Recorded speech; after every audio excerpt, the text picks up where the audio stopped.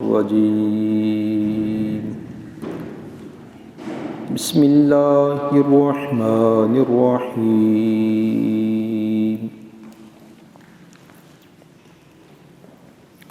الحمد لله رب العالمين الرحمن الرحيم مالك يوم الدين إياك نعبد وإياك نستعين اهدنا الصراط المستقيم صراط الذين أنعمت عليهم غير المغضوب عليهم ولا الضالين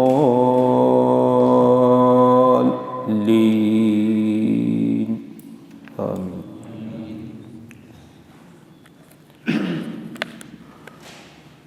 سورۃ الفاتحہ قرآن مجید کی سب سے پہلی سورہ، ترتیب قرآن کے لحاظ سے سورۃ الفاتحہ ہے۔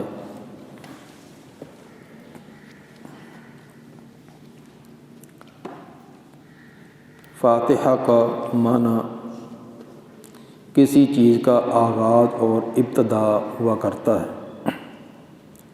جس طرح قاموس والے نے فاتحہ کا یہی معنی کیا کہ فاتحۃ کل شیء اولہ،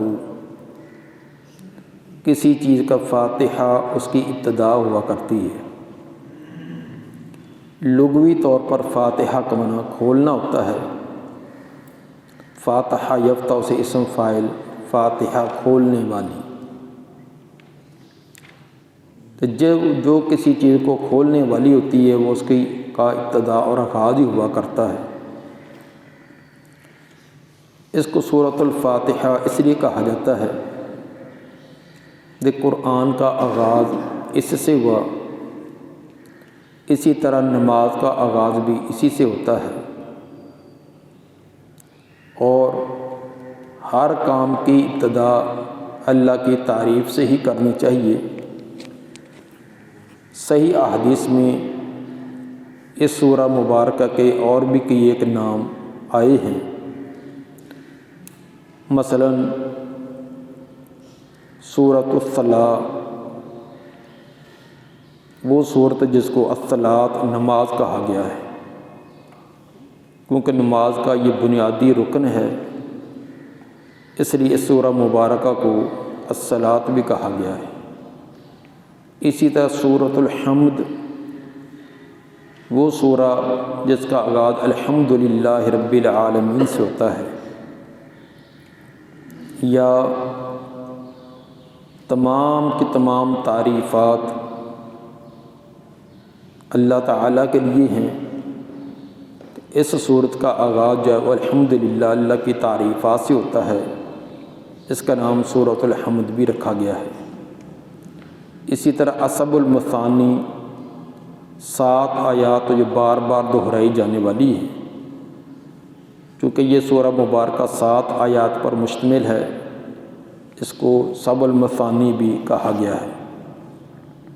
7 آیات بسم اللہ سمیت اگر شمار کیا جائے تو باقی الحمدللہ رب العالمین سے لے کر ولا الضالین تک 6 آیات وہ ہیں، اور ایک بسم اللہ الرحمن الرحیم ہے۔ جو اہل علم بسم اللہ کو آیت شمار نہیں کرتے، بلکہ وہ 2 صورتوں کے درمیان ایک حد فاصل قرار دیتے ہیں، اور الحمدللہ رب العالمین کو پہلی آیت شمار کرتے ہیں، ان کے اعتبار سے صراط الذین انعمت علیہم پر یہ ایک آیت ہے، غیر المغضوب علیہم ولا الضالین یہ ایک الگ آیت ہے۔ اس اعتبار سے 7 آیات ہیں۔ اس سورہ مبارکہ کو القرآن العظیم بھی کہا گیا ہے، اور ام القرآن اور ام الکتاب بھی، چونکہ اس مختصر صورت میں جو اپنے حجم کے اعتبار سے مختصر ہے لیکن مفہوم کے اعتبار سے اس قدر جامع ہے کہ تمام قرآن کے مضامین اس کے اندر سمٹ جاتے ہیں۔ اس لیے اس ایک سورت کو القرآن العظیم بھی، ام القرآن بھی اور ام الکتاب بھی کہا گیا ہے۔ اس سورت کا نام الرقیہ بھی رکھا گیا ہے، دم والی سورت، جس طرح کہ ابھی بتلائیں گے کہ کئی موقع پر اسی کے ساتھ دم کیا گیا تو اللہ تعالیٰ نے صحت و عافیت عطا کی ہے، اس لیے اس کو سورۃ الرقیہ بھی کہا جاتا ہے کہ جس کو پڑھ کر جس مرض جس مریض پر بھی آپ پڑھیں گے تو انشاءاللہ العزیز اس کو شفا ہو جائے گی۔ اس کا نام تعلیم المسئلہ بھی ہے کہ سوال کرنے کی تعلیم۔ اس کے اندر بندے کو اللہ سے مانگنے کا کیا طریقہ ہے وہ سکھلایا گیا کہ پہلے اس ذات کی تعریفات کریں، تعریف کرنے کے بعد پھر اپنا سوال پیش کریں۔ ہاتھ اٹھاتے صرف اپنا ہی حال دہائی شروع نہ کر دیا کرو، مجھے یہ چاہیے، فلاں پریشانی دور میری ہو جائے۔ پہلے اس ذات جس سے مانگنا اس کی تعریفات بھی کرنی چاہیے، اس لیے اس کو تعلیم المسئلہ بھی کہا گیا۔ اس کے علاوہ اور بھی اس کے کچھ نام ثابت ہیں، تو کثرت اسماء، اس کی کثرت شان، مرتبہ اور مقام پر دلالت کرتے ہیں۔ جس کی شان، مرتبہ اور مقام بہت زیادہ ہو اس کی اسماء بھی زیادہ ہوتی ہیں۔ احادیث میں اس سورہ مبارکہ کی فضیلت کے بارے میں کئی ایک روایات آئی ہیں، جن میں سے چند ایک ہی کا اختصار سے تذکرہ کیا جائے گا۔ نمبر 1، سیدنا عبداللہ ابن عباس رضی اللہ عنہما فرماتے ہیں کہ ایک دن جبریل علیہ السلام نبی صلی اللہ علیہ وسلم کے ہاں تشریف فرما تھے، تو اچانک ایک زوردار آوازدار دروازہ کھلنے کی آواز آئی۔ جبریل علیہ السلام نے سار اوپر اٹھا کر دیکھا اور نبی صلی اللہ علیہ وسلم سے پوچھا، کیا آپ جانتے ہیں کہ یہ کس چیز کی آواز تھی؟ آپ نے فرمایا کہ واللہ عالم، یہ کس چیز کی آواز ہے؟ تب جبریل علیہ السلام نے بتلایا کہ یہ آسمان کا ایک وہ دروازہ کھولا گیا ہے جو اس سے پہلے کبھی نہیں کھلا، یہ آج پہلی مرتبہ دروازہ کھلا ہے، اور اس میں سے ایک ایسا فرشتہ زمین پر نازل ہوا ہے جو آج سے پہلے کبھی زمین پر نہیں آیا۔ دروازہ بھی پہلی مرتبہ کھلا ہے، اسے نزول فرمانے والا فرشتہ بھی پہلی مرتبہ آیا ہے۔ اب اس کی اہمیت دیکھیں کہ پہلی مرتبہ دروازہ کھلا، آج تک وہ کھلا ہی نہیں، فرشتہ نازل ہونے والا بھی پہلی مرتبہ زمین پر آیا، تو صاف ظاہر کہ خاص پروگرام، خاص کوئی انعام، کوئی چیز لے کر آیا ہوگا۔ پھر آپ فرمایا کہ وہ 2 نور لے کر آیا ہے، 2 نوروں کی آپ کو بشارت سنانے کے لیے آیا ہے، ایک سورۃ الفاتحہ اور دوسرا سورہ بقرہ کی آخری آیات۔ اور پھر فرمایا ان دونوں کو میں سے جو انسان جو حرف بھی پڑھے گا تو وہ اس کی مراد اس کو ضرور عطا کی جائے گی۔ ساتھ ہی یہ گارنٹی بھی دی کہ سورہ فاتحہ یا سورہ بقرہ کی آخری آیات جو ان کو پڑھے گا، اس کے اندر جو بھی چیز طلب ہے وہ کرے گا تو اس کو ضرور دی جائے گی۔ یہ صحیح مسلم کی روایت، صحیح مسلم باب صلاۃ المسافرین، حدیث نمبر 806۔ نمبر 2، ابو سعید بن معلّہ رضی اللہ عنہ نماز ادا کر رہے تھے، نبی صلی اللہ علیہ وسلم نے ان کو آواز دی تو وہ اپنی نماز کے اندر مشغول رہے، کہ جلدی سے نماز کی تکمیل کرنے کے بعد پھر میں آپ کی خدمت میں حاضر ہو جاتا ہوں، تو حاضر ہونے میں کچھ دیر ہو گئی۔ نماز مکمل کرنے کے بعد آپ کی خدمت میں حاضر ہوئے تو آپ نے پوچھا کہ آپ نے دیر کیوں کی؟ کیا آپ نے اللہ تعالیٰ کا یہ فرمان نہیں سنا کہ یا ایھا الذین آمنوا استجیبوا للہ وللرسول اذا دعاکم لما یحییکم، کہ جب اللہ اس کا رسول تمہیں کسی کام کے لیے پکاریں، آواز دیں تو فوراً ان کی اجابت کیا کرو، کیونکہ ان کی پکار تو تمہارے لیے اسی چیز کے لیے ہوگی جس کے اندر تمہاری زندگی ہے۔ پھر آپ نے فرمایا کہ لَأُعَلِّمَنَّكَ أَعْظَمَ سُورَةٍ فِي الْقُرْآنِ، چلو ٹھیک ہے، آئندہ سے خیال کرنا، میں تمہیں ایک ایسی صورت سکھلاؤں گا جو قرآن میں سب سے بڑی عظمت والی ہے۔ مسجد سے نکلنے سے پہلے تجھے وہ صورت سکھلاؤں گا جو سب سے زیادہ عظمت، شان اور مرتبہ مقام والی ہے۔ تو صحابے بڑے بے تاب رہے کہ کب مجھے وہ سورہ مبارکہ سکھلائی جائے۔ آپ مسجد سے نکلنے لگے تو ابو سعید کے ذہن میں آیا کہ شاید آپ بھول گئے ہوں مجھے بتلانا۔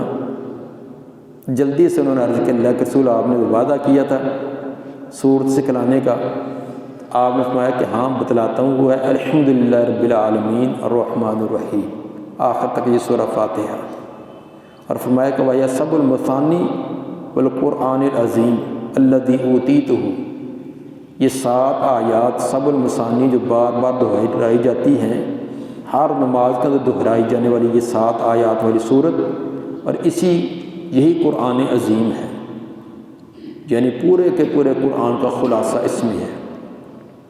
یہ روایت صحیح بخاری کی حدیث نمبر 4703 اور 4 مرتبہ امام بخاری کی روایت تکرار سے لائے ہیں، اور صحیح بخاری کے علاوہ ابو داؤد، نسائی، ابن ماجہ کے اندر بھی یہ روایت موجود ہے۔ اندازہ کیجئے کہ نبی صلی اللہ علیہ وسلم نے کتنے اہتمام کے ساتھ، کتنی تاکید کے ساتھ اپنے صحابی کو یہ سکھلائی اور اس کے بارے میں خبر دی کہ قرآن کے اندر جس کو سب المثانی کہا گیا وہ یہی صورت ہے، اور یہ قرآن عظیم ہے۔ اسی طرح سیدنا ابو سعید خدری رضی اللہ تعالیٰ عنہ فرماتے ہیں کہ ہم ایک قبیلے کے پاس گزرے،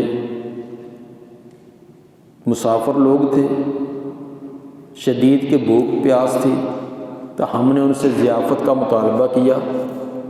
عربوں کے ہاں یہ عام رواج تھا، جب بھی کوئی کسی کے قبیلے کے سے گزرے تو بڑے شوق سے ان کی ضیافت کرتے اور اس کو ایک اپنا لازمی حق سمجھا کرتے تھے۔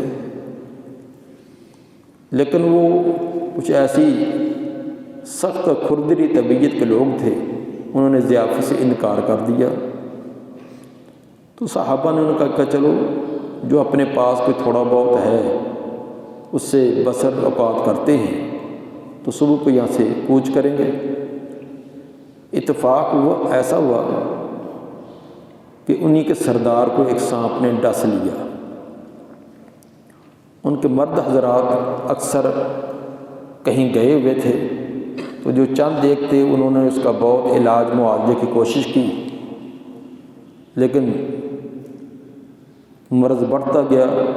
جوں جوں دعا کی، تکلیف اور زیادہ سے زیادہ، سردار کی جان کے لالے پڑ رہے تھے، پیٹ رہا تھا۔ تو انہیں کا ایک فرد دوڑتا ہوا ان کے پاس آیا کہ یہ لوگ نیک اور صالح لگتے ہیں، اچھے لگتے ہیں، تو ممکن ہے ان کے کسی کے پاس دم جھاڑ ہو، اگر دوسرا علاج سے انسان مایوس ہو جائے تو پھر دم جھاڑ کی طرف آتا ہے کہ تمہارے پاس کوئی دم کرنے والا ہو یا کوئی اور اس کے پاس کوئی ٹوٹکا ہو، ہمیں بتلاؤ۔ تو ابو سعید خدری رضی اللہ تعالیٰ فرماتے ہیں کہ ہاں ہم دم کر لیں گے۔ لیکن تم نے ہماری ضیافت نہیں کی، تو اس لیے ہمیں اس کا کچھ معاوضہ دو گے تب ہم کریں گے۔ 30 بکریاں طے ہوگی کہ 30 بکریاں ہم تمہیں بطور تحفہ دیں گے یا انعام دیں گے۔ ابو سعید خدری رضی اللہ تعالیٰ عنہ گئے، فرماتے میں سورہ فاتحہ پڑھتا، منہ کا اندر تھوڑا سا لعاب جمع ہوتا، میں وہ لعاب اس کے ڈسنے والی جگہ پر لگاتا۔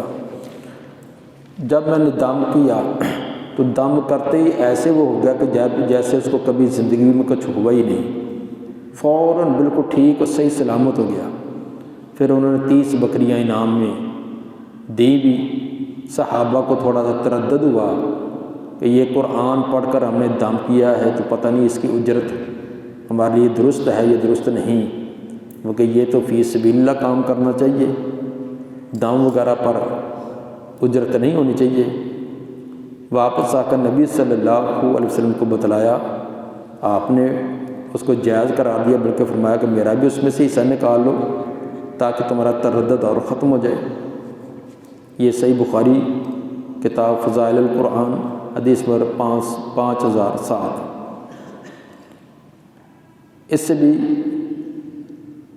حضرت ابو سعید خدری رضی اللہ تعالیٰ عنہ وہ فرماتے ہیں کہ مجھے یہ نہیں تھا پتہ کہ یہ واقعی اس کے ساتھ دم کیا جاتا ہے، ویسے میرے ذہن میں اللہ نے ڈالا تو میں نے یہی پڑھ کر دم کر دی۔ ایک روایت میں 7 مرتبہ کا تذکرہ بھی ہے کہ میں نے 7 مرتبہ پڑھی تھی، تو یہ کئی بار خود بھی تجربہ کیا ہے کہ 7 مرتبہ اس کو پڑھ دیا جائے، کم از کم 3 یا زیادہ 7 مرتبہ پڑھا جائے، زیادہ سے زیادہ کی کوئی حد نہیں ہے، تو جتنی مرتبہ بھی پڑھا جائے تو اس کے اندر اللہ تعالیٰ نے بہت زیادہ شفا رکھی ہے۔ صحیح بخاری کی روایت ہے، پتہ نہیں وہ مولوی کون سے ہیں جو بولتے ہیں، جن کو نہیں پسند وہ نہ لیں۔ یہ تو نہیں ہم کہتے کہ دھکے سے وہ ان کو جیب میں ڈالیں، جن کو پسند نہیں ہے، جن کو اللہ نے دولت دی ہے وہ نہ لیں، تو وہ جو بیچارے وہ اسی طرح گزارا کرتے ہیں۔ مسجد والے بھی ان کو مہینے کے بعد ناز و نخرے کے ساتھ 12,000 دیتے ہیں، اور ان کے اوپر 50 پابندیاں لگائی ہوتی ہیں کہ اذان بھی کرنی ہے، جماعت بھی کرانی ہے، بچے بھی پڑھانے ہیں، یہ بھی کرنا ہے، وہ بھی کرنا ہے، صفائی بھی کرنی ہے، صفیں بھی باہر نکالنی ہے، اندر بھی رکھنی ہے، ہر ایک کام کرنا ہے، تو مہینے بعد دینا ان کو 12,000 ہے، تو وہ بیچارہ کیا کرے؟ وہ لے، اس کے لیے لینا لازمی ہے۔ ٹھیک ہے، جس کے پاس ذرائع آمدن ہیں، کاروبار ہے، وہ نہ لے۔ اس کے لینے میں صحابہ نے تو ایک صحابی نے دم کیا، چلو اس نے تو اپنے ٹائم کا افزانہ لے لیا، اب ٹائم لگا ہے، تو باقی جو 7 صحابہ تھے انہوں نے بھی لیا ہے۔ پھر اگر کوئی یہ عذر کریں کہ انہوں نے ضیافت نہیں کی تھی، اس کی سزا میں سے لیا گیا، تو نبی نے کیوں لیا؟ نبی کو تو ضیافت کا انکار نہیں تھا، آپ نے لیے اس لیے تھا، ورنہ نعوذ باللہ یہ نہیں تھا کہ آپ کوئی اتنے کوئی لالچی تھے یا آپ نے لیا، آپ نے اسی لیے لیا کہ ان کے دل کا جو کھٹکو سا لگا ہوا ہے، شاید والی چیز وہ نکلے۔ اگر آپ ویسے کہہ دیتے کہ جائز ہے تو پھر بھی تھوڑا بہت کسی کو رہتا کہ شاید بہتر نہ ہو، جائز تو ہے، افضل نہ ہو۔ جب نبی نے لے لیا ہے تو جس چیز کو نبی لے کر کھائے اس سے افضل ترین اور کیا ہوگی۔ اسی طرح آگے بھی ایک روایت آ رہی ہے کہ خارجہ بن سلط وہ فرماتے ہیں کہ میرے چچا علاقہ بن سہارا، یہ صحابی ہیں، علاقہ بن سہارا رضی اللہ تعالیٰ عنہ، کہتے ہیں کہ جب یہ مسلمان ہوئے تو مسلمان ہونے کے بعد یہ واپس جا رہے تھے، ابھی صرف مسلمان ہو کر ہی جا رہے ہیں، بہت زیادہ پرانے مسلمان نہیں ہے کہ بہت زیادہ نیکی تقوی کے اندر، صوم و صلات کے اندر بہت انتہا کو پہنچے ہوں، بلکہ مسلمان ہو کر واپس جا رہے تھے، ایک بستی کے پاس سے گزرے تو انہوں نے دیکھا کہ ایک آدمی کو زنجیروں کے اندر باندھا ہوا ہے۔ پوچھا ابھی اس کو کیوں باندھا ہے؟ انہوں نے کہا یہ پاگل اور دیوانہ ہے، بھاگتا ہے، فلاں کرتا ہے، یہ کرتا ہے، تو ہم نے مجبوراً اس کو باندھا ہوا ہے کہ کسی کو کوئی تکلیف نہ دے دے، نقصان نہ دے دے۔ اور کہنے لگے کہ یار آپ تو آ رہے ہیں نا وہ مدینہ سے اس آدمی کے پاس سے جو سنا ہے کہ بہت لوگوں کا خیر خواہ ہے، ہمدرد ہے، تو آپ اس کے پاس سے آ رہے ہیں، تو آپ کے پاس کوئی ایسی چیز ہے جو اس نے بتلائی ہو، آپ دم کر دیں، شاید ہمارے سے مریض کو شفا ہو جائے، ہم بڑے پریشان ہیں۔ ان کا ہاں میں کر دیتا ہوں۔ انہوں نے سورہ فاتحہ پڑھ کر دم کیا تو بالکل ٹھیک ہو گیا۔ کافی عرصے سے پاگل اور دیوانہ جس کو زنجیروں میں باندھ کر رکھا ہوا ہے، اب پورا خاندان، برادری اور اس محلے والے پریشان، بستی والے پریشان ہیں، تو انہوں نے پھونک مارتے گئے، دم کرتے گئے تو ٹھیک ہو گئے۔ انہوں نے 100 بکری دی اس کو، 100 بکریاں اس کو انعام میں دی۔ اس نے اس کے ذہن کے اندر بھی یہ تردد ہوا، کیونکہ جو نیا مسلمان اس کو پھر بڑا ذوق اور شوق، تقویٰ اس کا تو بہت اعلیٰ درجے کا بنا ہوتا ہے کہ شاید میرے لیے جائز ہے یا نہیں۔ اس نے آ کر نبی صلی اللہ علیہ وسلم سے پوچھا۔ آپ نے فرمایا کہ لوگ باطل دم کے ساتھ کھاتے ہیں، جادو ٹونا باطل دم، تم نے تو جائز اور حق دم کے ساتھ کھایا لیا ہے، یہ حق دم تھا تو تم نے حق اور سچ دم کے ساتھ لیا، لوگ باطل کے ساتھ لیتے ہیں، تم نے تو ٹھیک کیا ہے۔ ابو داؤد کی روایت ہے، ابو داؤد کتاب الطب حدیث نمبر 3896 اور 3420، اور مسند احمد کے اندر، یہ مسند احمد کے جلد نمبر 5 صفحہ نمبر 211۔ تو ثابت ہوا کہ قرآن کے ساتھ یا صحیح احادیث رسول کے ساتھ یہ دم کرنا یہ حق دم ہے، اور حق دم کے ساتھ اگر کوئی چیز دے دے تو اس کا لینا کوئی ممنوع نہیں ہے۔ اگر کوئی نیکی تقوی کی وجہ سے نہیں لیتا، جیسا کہ کئی اطباء ہیں، کئی مریض طبیب ہیں، وہ دوائی وغیرہ دے دیتے، کچھ نہیں لیتے، ٹھیک ہے، ان کا بہت اچھا نیکی ہے۔ اس طرح دیہاتوں کا اندر کس کا بازو ٹوٹ گیا، کس کی ٹانگ ٹوٹ گئی، کس کی انگلی نکلی ہے، وہ اس کو ٹھیک پٹی وغیرہ لگا دیتے ہیں، چند دن کے بعد وہ ٹھیک ہو جاتا ہے، کچھ بھی نہیں لیتے۔ تو یہ تو ایک بہت صدقہ جاری ہے، نیکی کا کام ہے۔ لیکن اگر وہ افزانہ اپنا لیں تو وہ بھی اتنا ہے جو معمولی سا ادھر ادھر انگلی کو الٹا سیدھا کر کے کہتے ہیں کہ نکالو 1000 روپیہ، وہ اپنی مزدوری لیتے ہیں۔ اسی طرح یہ ایک علاج ہے، علاج معالجہ ہے۔ تو یہ ہمارے ہیں نا، یہ بڑی پھونک مارنے کے جو 3 مرتبہ مارتے ہیں، پھونک مارنا پانی وغیرہ کے اندر پھونک کی ممانعت ہے، ویسے نہیں ہے، لیکن البتہ ایک ہوتی ہے نفخ، ایک ہوتی ہے نفس۔ نفخ خالی ایسے پھونک مارنا، نفس ہوتی ہے جس کے اندر تھوڑا سا لعاب ہو، ایسے، تو نفس کرنی چاہیے جس کے اندر لعاب ہو، کیونکہ جب پڑھا جاتا ہے تو لعاب کے اندر اس کے اثرات آ جاتے ہیں، اور اس کو انگلی کے ساتھ اس کی جگہ پر لگا دیا جائے، اور یہ اس جگہ پر لعاب کا لگانا یہ حدیث سے ثابت ہے۔ تو یا پھر پھونک ایسی مالی جس کے اندر نفس والی کیفیت ہو۔ یہ پانی پر کر سکتے ہیں نفس؟ ہاں جی، کر سکتے ہیں، نفس کر سکتے ہیں۔ کتنی مرتبہ کریں؟ 1 مرتبہ یا 3؟ اس کے اندر 3 مرتبہ، یہ تو اصل کے اندر نا اثرات ہوتی ہیں اس کی کثرت عمل کی وجہ سے۔ ایک آدمی سورہ فاتحہ پڑھ کر ایک بار پھونک مارتا ہے، بالکل سرسوں پر، ہتھیلی پر سرسوں جمانے والی بات فوراً ٹھیک ہے، اور میرے جیسا آدمی 7 مرتبہ پڑھے پھر بھی کچھ نہیں ہوتا۔ یہ ہوتا ہے عمل ہوتا ہے ایک۔ اگلے دن مجھے بتلا رہے تھے، یا ہمارے ادھر مولانا عثمان غنی صاحب پرسوں بتلا رہے تھے، کہتے کہ ہم ادھر پنڈی کے علاقے میں آگے کشمیر کے علاقے میں گئے، اور عبد المنان راسک صاحب بھی ان کے ساتھ تھے، تو وہاں ایک بزرگ ہے، بہت مشہور ہے دم میں، بڑی دور دور سے لوگ آتے ہیں، اور شفا بھی اللہ تعالیٰ دے دیتا ہے۔ ہماری ان سے ملاقات ہوئی تو راسک صاحب نے پوچھا کہ بابا جی بزرگوں کیا آپ پڑھتے ہیں؟ بڑے دور دور سے لوگ آتے ہیں، اللہ شفا بھی دیتا ہے۔ تو کہتے ہیں کہ میں نے کبھی کسی کو بتلایا تو نہیں، آپ چنکو علماء ہیں تو چلو آپ کی وجہ سے اور کوئی شفا ہو جائے گی۔ کہتے ہیں میں صرف بسم اللہ الرحمن الرحیم پڑھتا ہوں، میں نے بسم اللہ کے علاوہ کبھی کچھ نہیں پڑھا۔ جس طرح کبھی کوئی مریض ہے، جب بھی میں یہ پڑھتا ہوں اور پھونک مارتا ہوں، اللہ شفا دے دیتا ہے۔ اصل کے اندر ہوتا ہے کثرت کے ساتھ ایک چیز کو بار بار بار بار بار پڑھنا، اس کی وجہ سے اس کی زبان کے اندر اللہ تعالیٰ ایک اثرات پیدا کر دیتا ہے۔ وہ سورہ فاتحہ آپ کریں، بسم اللہ کریں، کوئی اور تو یہ نہیں کہ کوئی نئی نئی چیزیں نکالیں اور ان کو پڑھنا شروع کر دیں، اس کو کثر سے پڑھیں۔ آپ کے پاس 1 کلو دودھ ہے، دودھ کی اندر بڑی تاثیر ہے، اس کے اندر صرف 1 چمچ آپ چینی کا ڈال دیں، میٹھا ہو جائے گا؟ بہت معمولی ہوگا۔ 2 ڈال دیں، کرتے کرتے آپ 1 کلو کے اندر اگر 10 چمچے ڈال دیں، اب میٹھا ہو جائے گا نا؟ بس یہی ہے، ایک بار پڑھیں گے اثر ضرور ہے۔ یہ نہیں کہ 1 چمچ ڈالنے سے کچھ بھی نہیں ہوا، فرق آئے گا لیکن اتنا ہوگا کہ وہ نا محسوس بھی نہیں ہوگا۔ اگر 5 چمچ ڈالیں گے تو کچھ نہ کچھ آپ کو محسوس ہوگا، تو جب 10 ڈالیں گے پھر تو کیا ہی بات ہے۔ پہلے بھی دودھ ایک بہترین تھا، اس کے اندر چلو چینی کو جائے میں شہد کہہ دیتا ہوں، شہد کے چمچ ڈال دیں، 1 چمچ ڈالیں کیا اور کفیت ہے، 5 7 ڈالتے، جتنے ڈالتے جائیں گے۔ اسی طرح ہوتا ہے کہ جتنی مقدار آپ بڑھاتے جائیں گے پھر آگے پیچھے آپ کا اس کا عمل بھی ہو۔ تو یہ جتنے بھی عامل ہوتے ہیں انہوں نے یہی ہوتا ہے کہ جو وہ عمل جو کہ صحیح ہے تو انہوں نے یہی کسی صورت کا وظیفہ کیا تھا ہے، ہزاروں مرتبہ کرنے کی وجہ سے ایسی تاثیر پیدا ہوتی ہے کہ وہ جس چیز پر وہ پڑھتے ہیں اللہ تعالیٰ شفا دیتا ہے۔ چلو یار یہ موضوع ہمارا ایک لمبا ہو گیا۔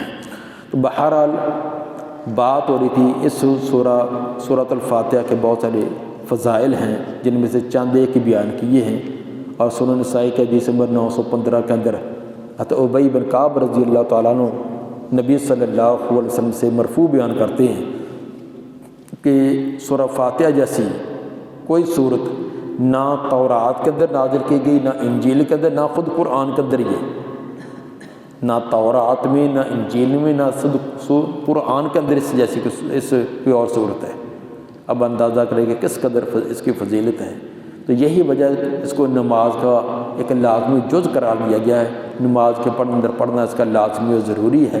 حدیث قدسی ہے کہ نبی صلی اللہ علیہ وسلم فرماتے ہیں کہ اللہ تعالیٰ فرماتا ہے قسمت الصلاۃ بینی و بین عبدی، میں نے نماز کو، الصلاۃ نماز کو اپنے اور اپنے بندے کے درمیان تقسیم کر دیا۔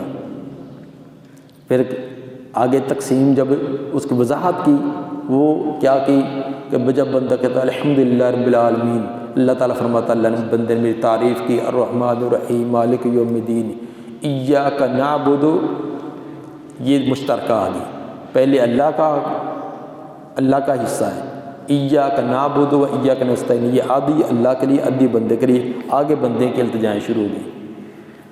یعنی حدیث قدسی کے اندر ہے کہ میں نے نماز کو تقسیم کیا، اور یہ تقسیم جو سورہ فاتحہ ہے، گویا کہ سورہ فاتحہ کو نماز کہا ہے۔ تو نماز کا یہ جزء اعظم ہے، جس طرح رکوع کو نماز کہہ دیا جاتا ہے، سجدے کو پوری رکعت کہہ دیا جاتا ہے، کیونکہ کل جز بول کر کل مراد لے لیا جاتا ہے۔ تو گویا کہ سورہ فاتحہ جو یہ اتنا بڑا نماز کا حصہ جز ہے کہ اس کے اوپر لفظ صلاۃ کا اطلاق ہے، حدیث بھی قدسی ہے، اللہ کا فرمان ہے۔ اور یہ روایت صحیح مسلم کتاب الصلاۃ باب وجوب قراءۃ الفاتحہ، صحیح مسلم کی تبویب جو امام نووی نے کی ہے تو انہوں نے باب کیا قائم کیا، باب وجوب قراءۃ الفاتحہ فی الصلاۃ، نماز کے اندر سورہ فاتحہ کی قراءت یہ واجب ہے، حدیث نمبر 395۔ اور صحیح بخاری کے اندر بھی روایت لا صلاۃ لمن لم یقرأ بفاتحۃ الکتاب، صحیح بخاری حدیث نمبر 756، اور مسلم کے اندر کی حدیث نمبر 874۔ اور امام بخاری نے اس پر باب جو قائم کیا ہے وہ باب ہے باب وجوب القراءۃ للامام والمأموم فی الصلوات کلھا فی السفر فی الحضر والسفر وما یجہر فیہا وما یخافت فیہا۔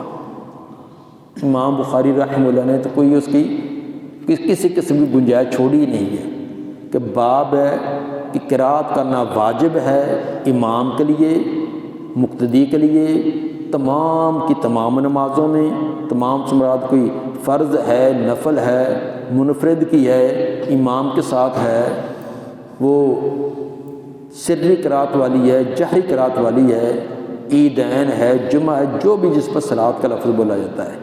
فرماتے ہیں فی الحضر والسفر، وہ حضر کی نماز ہو، سفر کی ہو، وما یجہر فیہا ومن یخافت، جس کے اندر قرات جہری ہوتی ہے یا سری ہوتی ہے، سب کے اندر یہ واجب ہے۔ اور محدثین کے نزدیک اور احناف کے علاوہ باقی تمام فقہا کے نزدیک وجوب یہ فرض کے معنی میں ہے، فرض اور واجب ایک ہی چیز ہے۔ اور اس کے اندر لا صلاۃ لمن لم یقرأ بفاتحۃ الکتاب کے اندر اس میں من عموم کے لیے کیا معنی؟ لا صلاۃ کے اندر بھی لا نفی جنس کا ہے، جس کو بھی صلاۃ کہتے ہیں وہ نہیں ہے۔ خاص جنازے کی بھی ہے، جنازے کے اندر رکوع سجدہ نہیں، لیکن پھر بھی اس کو صلاۃ جنازہ ہی کہتے ہیں۔ لا صلاۃ کوئی بھی نماز نہیں لمن ہر اس فرد کی جو سورہ فاتحہ نہ پڑھے۔ من کا اندر اتنا عموم ہے کہ امام نہ پڑھے، مقتدی نہ پڑھے، منفرد نہ پڑھے، جماعت کے ساتھ نہ پڑھے، اس کی نماز نہیں ہے۔ اور مزید اس کی وضاحت کہ ایک دن صبح کی جماعت آپ نے کروائی تو اس کے اندر آپ پر قرات کرنا کچھ ثقیل ہوگی، کچھ آپ پڑھنا چاہتے تھے لیکن آگے کی پیچھے آوازیں سی آ رہی تھی جس کی وجہ سے نا وہ تھوڑا سا دشواری ہوئی، تو سلام پھیرنے کے بعد فرمایا کیا تم بھی قرات کرتے ہو؟ صحابہ نے عرض کی ہاں اللہ کے رسول، ہم بھی پیچھے آپ کے پیچھے جلدی قرات کرتے ہیں۔ آپ نے فرمایا کہ لا تفعلوا الا بأم القرآن، تم کچھ نہ پڑھا کرو سوائے ام القرآن سورہ فاتحہ کے۔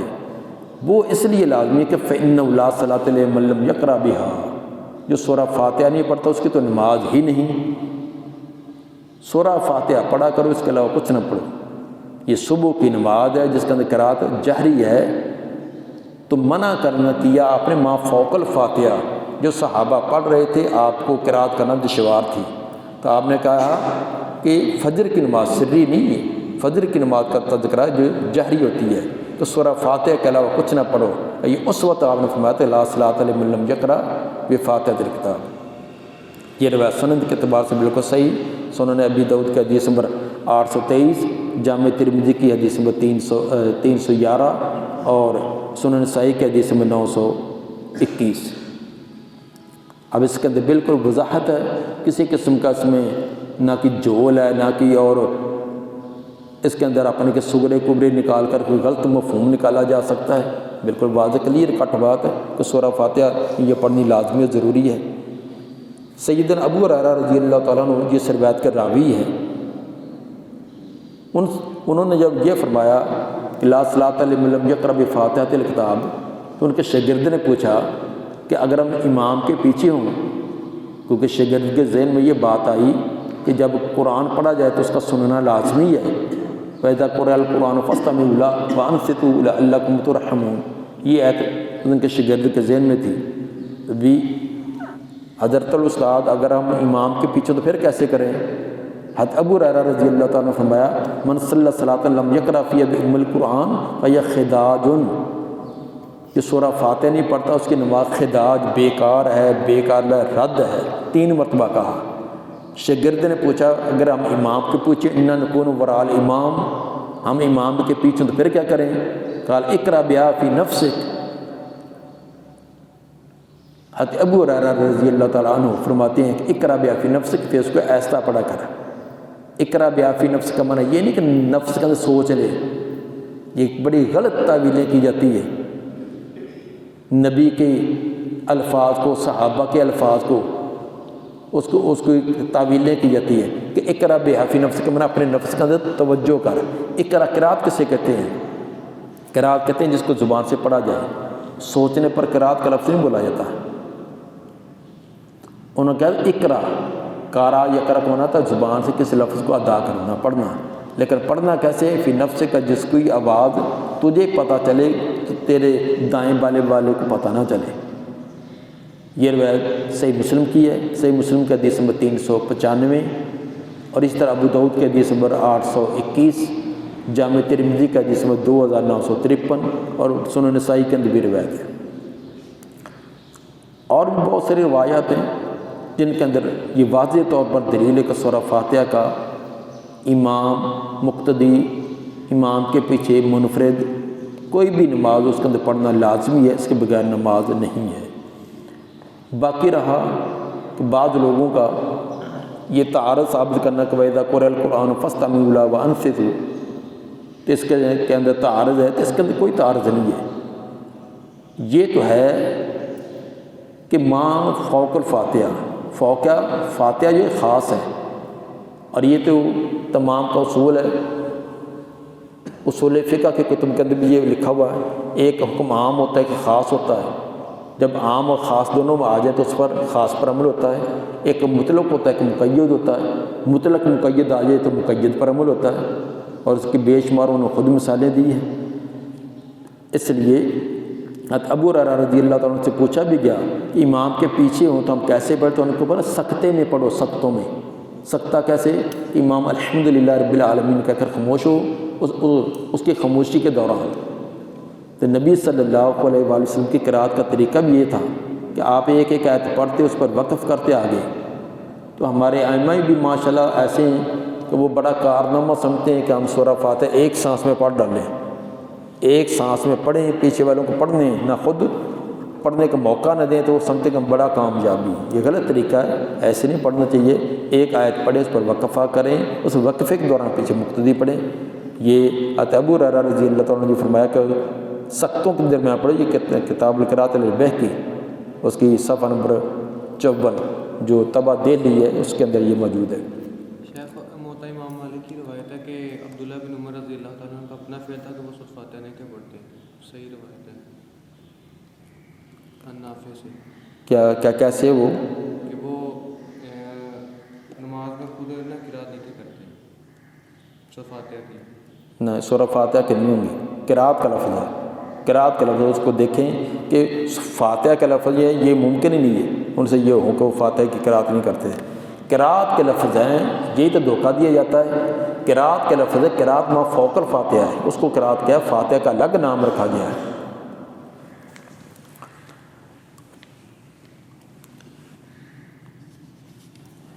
سورۃ الفاتحہ مکیۃ، یہ مکی ہے۔ قرآن مجید کی صورتیں دو قسم کی ہیں، کچھ مکی ہیں کچھ مدنی۔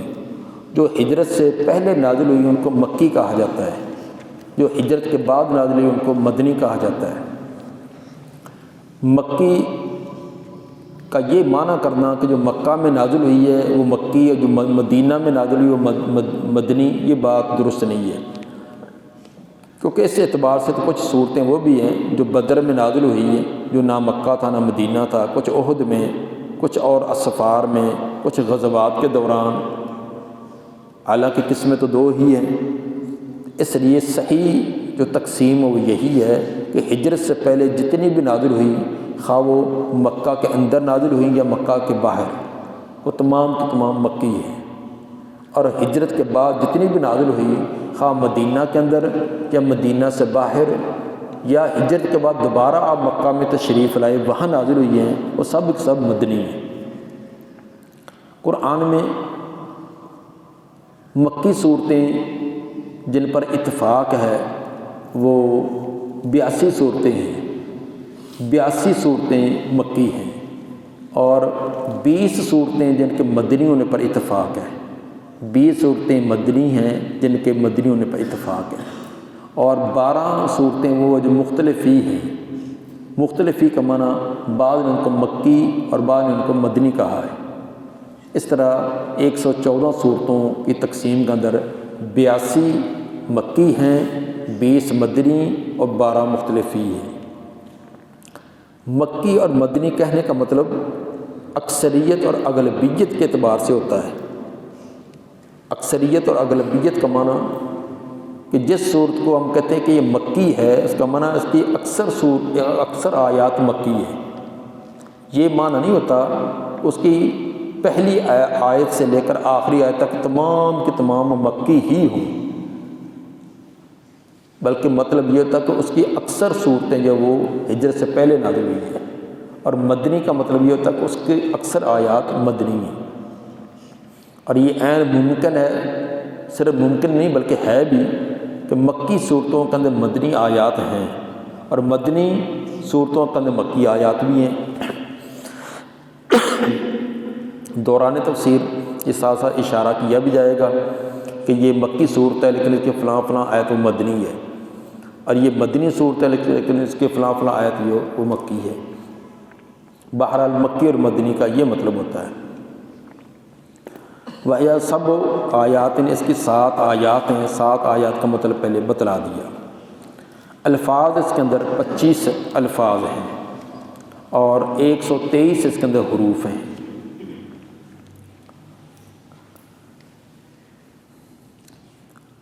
بسم اللہ الرحمن الرحیم، بسم اللہ الرحمن الرحیم، تو یہ صورتوں کا جز ہے یا نہیں ہے؟ اس کے اندر مکہ اور کوفہ کے جو قراء ہیں ان کے نزدیک بسم اللہ یہ ہر صورت کے جو آغاز میں لکھی گئی ہے وہ اس کا جز ہے، سورہ توبہ میں کے شروع میں نہیں ہے۔ اس کے علاوہ باقی 113 صورتوں کے شروع میں لکھی ہوئی ہے، یہ صورتوں کا جز ہے، یعنی صورتوں کی ایک آیت ہے۔ یہ مکہ کے جو قراء ہیں ان کے نزدیک بھی اور کوفہ کے قراء ان کے نزدیک بھی۔ البتہ مدینہ کے قراء، شام اور بصرہ کے قراء ہیں، ان کے نزدیک یہ کسی صورت کی آیت نہیں، سوائے سورہ نمل کی آیت نمبر 30 جو سورت کے متن کے درمیان میں آئی ہے، وہ تو قرآن کی آیت ہے، یعنی سورت کا حصہ ہے۔ تو باقی جو بسم اللہ الرحمن الرحیم ہیں یہ 2 صورتوں کے درمیان فاصلہ کے لیے لکھی گئی ہے یا رکھی گئی ہے، یہ اس صورت کا جز نہیں ہے۔ تو بہرحال یہ کوئی اختلافی بات نہیں ہے، جس میں راجح بات یہی ہے کہ یہ بسم اللہ یہ صورتوں کا ایک جز ہے، کیونکہ ابو داؤد کی ایک حدیث، ابو داؤد کی حدیث میں 788 اس کے اندر صحابی فرماتے ہیں کہ بسم اللہ کے نزول سے یہ بات بیان کرنے سے پہلے جب مطلق قرآن تھا تو آپ کو تعین کرنا مشکل ہوتا تھا کہ یہ صورت کا اختتام کہاں ہوا ہے۔ جب بسم اللہ ساتھ نازل ہونی شروع کر دی گئی یا اس کا حکم آیا تو پھر 2 صورتوں کے درمیان اس کا فاصلہ معلوم ہو جاتا کہ پہلی صورت مکمل ہوگی، دوسری صورت یہاں سے شروع ہوئی۔ یہ البانی رحمہ اللہ نے اس کو صحیح بھی کہا ہے، ابو داؤد کی روایت ہے۔ تو بہرحال اس سے معلوم ہوتا ہے کہ یہ صورتوں کی تمام صورتوں کی ایک آیت ہے، اسی لیے آپ دیکھتے ہیں کہ الحمدللہ رب العالمین کے بعد آیت کا نمبر 2 لکھا ہے، تو صاف ظاہر کہ بسم اللہ الرحمن الرحیم یہ آیت نمبر 1 ہے۔ بسم اللہ الرحمن الرحیم، شریعت کے بہت سارے کام ان کی ابتدا بسم اللہ سے پڑھنے کی تاکید کی گئی ہے۔ ایک روایت میں آتا بھی ہے جس کی سند کے اندر معمولی سی کمزوری بھی بیان کی جاتی ہے کہ کل امر ذی بال لم یبدا بسم اللہ فهو اقطع، فی روایت فهو اجزم، ہر اہمیت والا کام جو بسم اللہ سے شروع نہ کیا جائے تو وہ بے برکتہ ہوتا ہے، ناقصر ادھورا ہوتا ہے۔ اس لیے یہ بڑی عظمت والے الفاظ ہیں، ہر کام کا آغاز جو ہے وہ ان سے کرنا چاہیے، اللہ کے پاکیزہ نام سے آغاز ہونا چاہیے۔ اس لیے بہت سارے کام ان کی تاکید کی گئی ہے، مثلا وضو ہے، نماز عبادات میں سے وضو بڑی اہمیت ہے اور وضو سے پہلے بسم اللہ پڑھنے کا حکم آیا ہے، ذبح سے پہلے بسم اللہ اللہ اکبر اللہ کا نام لینا آیا ہے۔ اسی طرح قرآن کی تلاوت، اس کے اندر بھی مسجد میں داخل ہوتے وقت جو دعا ہے اس کے اندر بھی اس کا تذکرہ ہے، اور بھی بہت سے مواقع پر جو ادعیہ مسنونہ ہیں ان کے اندر ان کا تذکرہ کیا جاتا ہے۔ قرآن شروع کرتے وقت تعوذ کا پڑھنا اس کا بھی حکم دیا گیا ہے۔ سورہ نحل کی آیت نمبر 98 میں فرمایا کہ فَإِذَا قَرَأْتَ الْقُرْآنَ فَاسْتَعِذْ بِاللَّهِ مِنَ الشَّيْطَانِ الرَّجِيمِ، جب آپ قرآن پڑھنے لگیں تو تعوذ یعنی اعوذ باللہ من الشیطان الرجیم پڑھ لیا کریں۔ یہ اللہ کی طرف سے پیغمبر کو حکم ہے، اور پیغمبر کو حکم کا مطلب کہ امت کو یا آپ حکم سنا دیں۔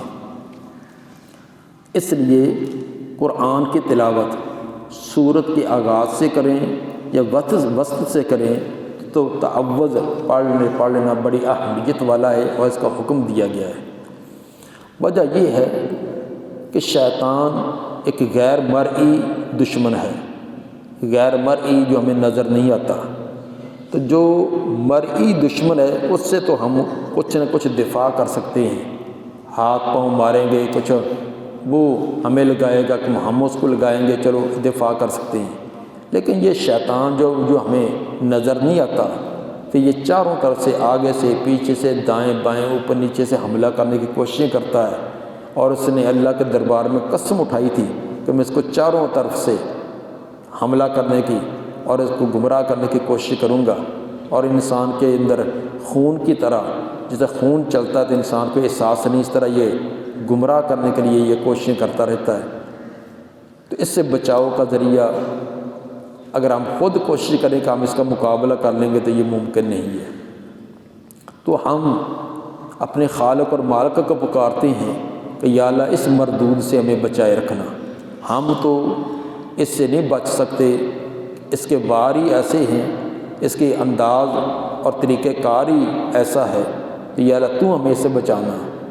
یہ ایسے ہی سمجھے کہ جیسے ایک مسافر آدمی، راہگیر آدمی جائے تو کوئی بولا کتا اس کے پیچھے یا کوئی اور کاٹنے والا زہریلی قسم کا کتا اس کے پیچھے بھاگے، تو مسافر اگر عقل مند ہے، سمجھدار ہے، تو وہ کتے کا مقابلہ کرنے کے بجائے اس کے پیچھے بیٹھے ہوئے اس کے مالک کو آواز دیتا ہے، وہ بابا اپنے کتے کو پکڑ۔ تو بابا جو اس کے ایک بار شی کرے تو کتا دم دبا کے پیچھے آ جاتا ہے۔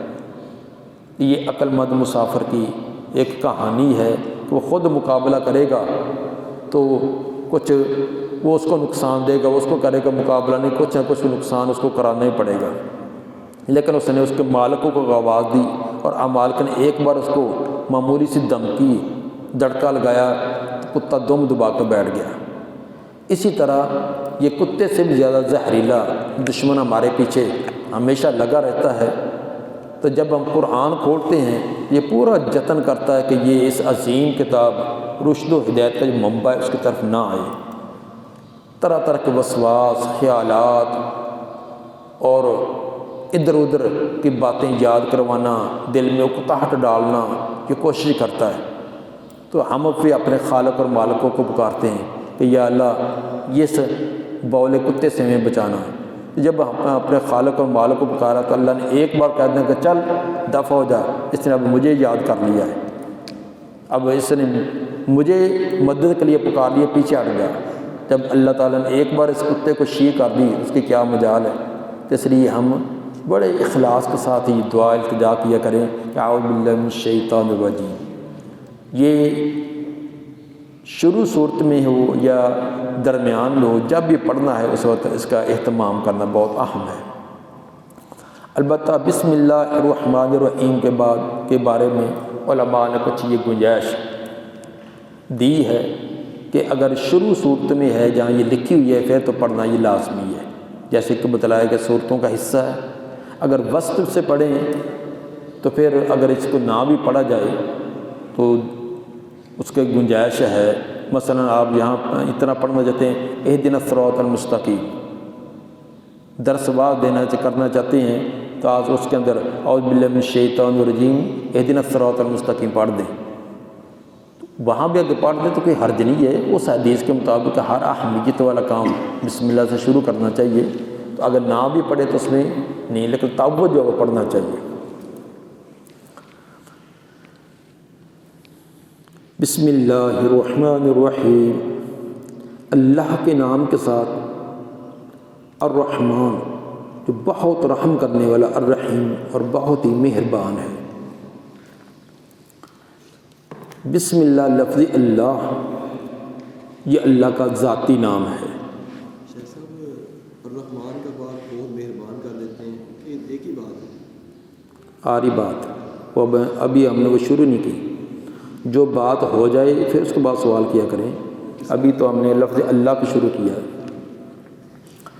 بسم اللہ کے اندر اسم تھا بے اسم اللہ، تو کثرت استعمال کی وجہ سے جو اسم کا حمزہ تھا اس کو ساکت کر دیا گیا ہے، یہی وجہ ہے کہ جو با کا شوشہ ہے اس کو لمبا کر کے لکھا جاتا ہے، حالانکہ آگے پیچھے جو با ایسے لکھی جاتی ہے اس کا پہلا دندانہ لمبا نہیں ہوتا، تو اس کو لمبا لکھنے کی وجہ یہی ہوتی ہے کہ تاکہ پتہ چلے اس با کے بعد ایک الف تھا جو اس طرح کا لمبا تھا، اس کو گرا دیا گیا ہے، لیکن یہ کثرت استعمال کی وجہ سے گرایا گیا ہے، ورنہ وہ حمزہ جو وہ اس کا اصلی ہے، اگرچہ وہ واو سے بدلا ہوا ہے، لیکن وہ جو بدلا ہوتا ہے وہ اصلی کے قائم مقام ہوتا ہے۔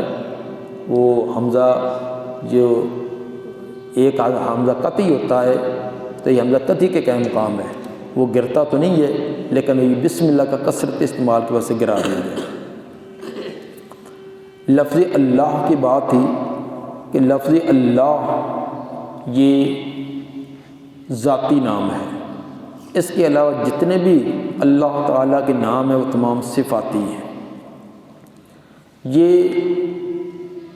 اصل میں الہٌ تھا، الہ مانا معبود، الہٌ کے اوپر الف لام لگا دیا بن گیا الالہ، خاص الہ،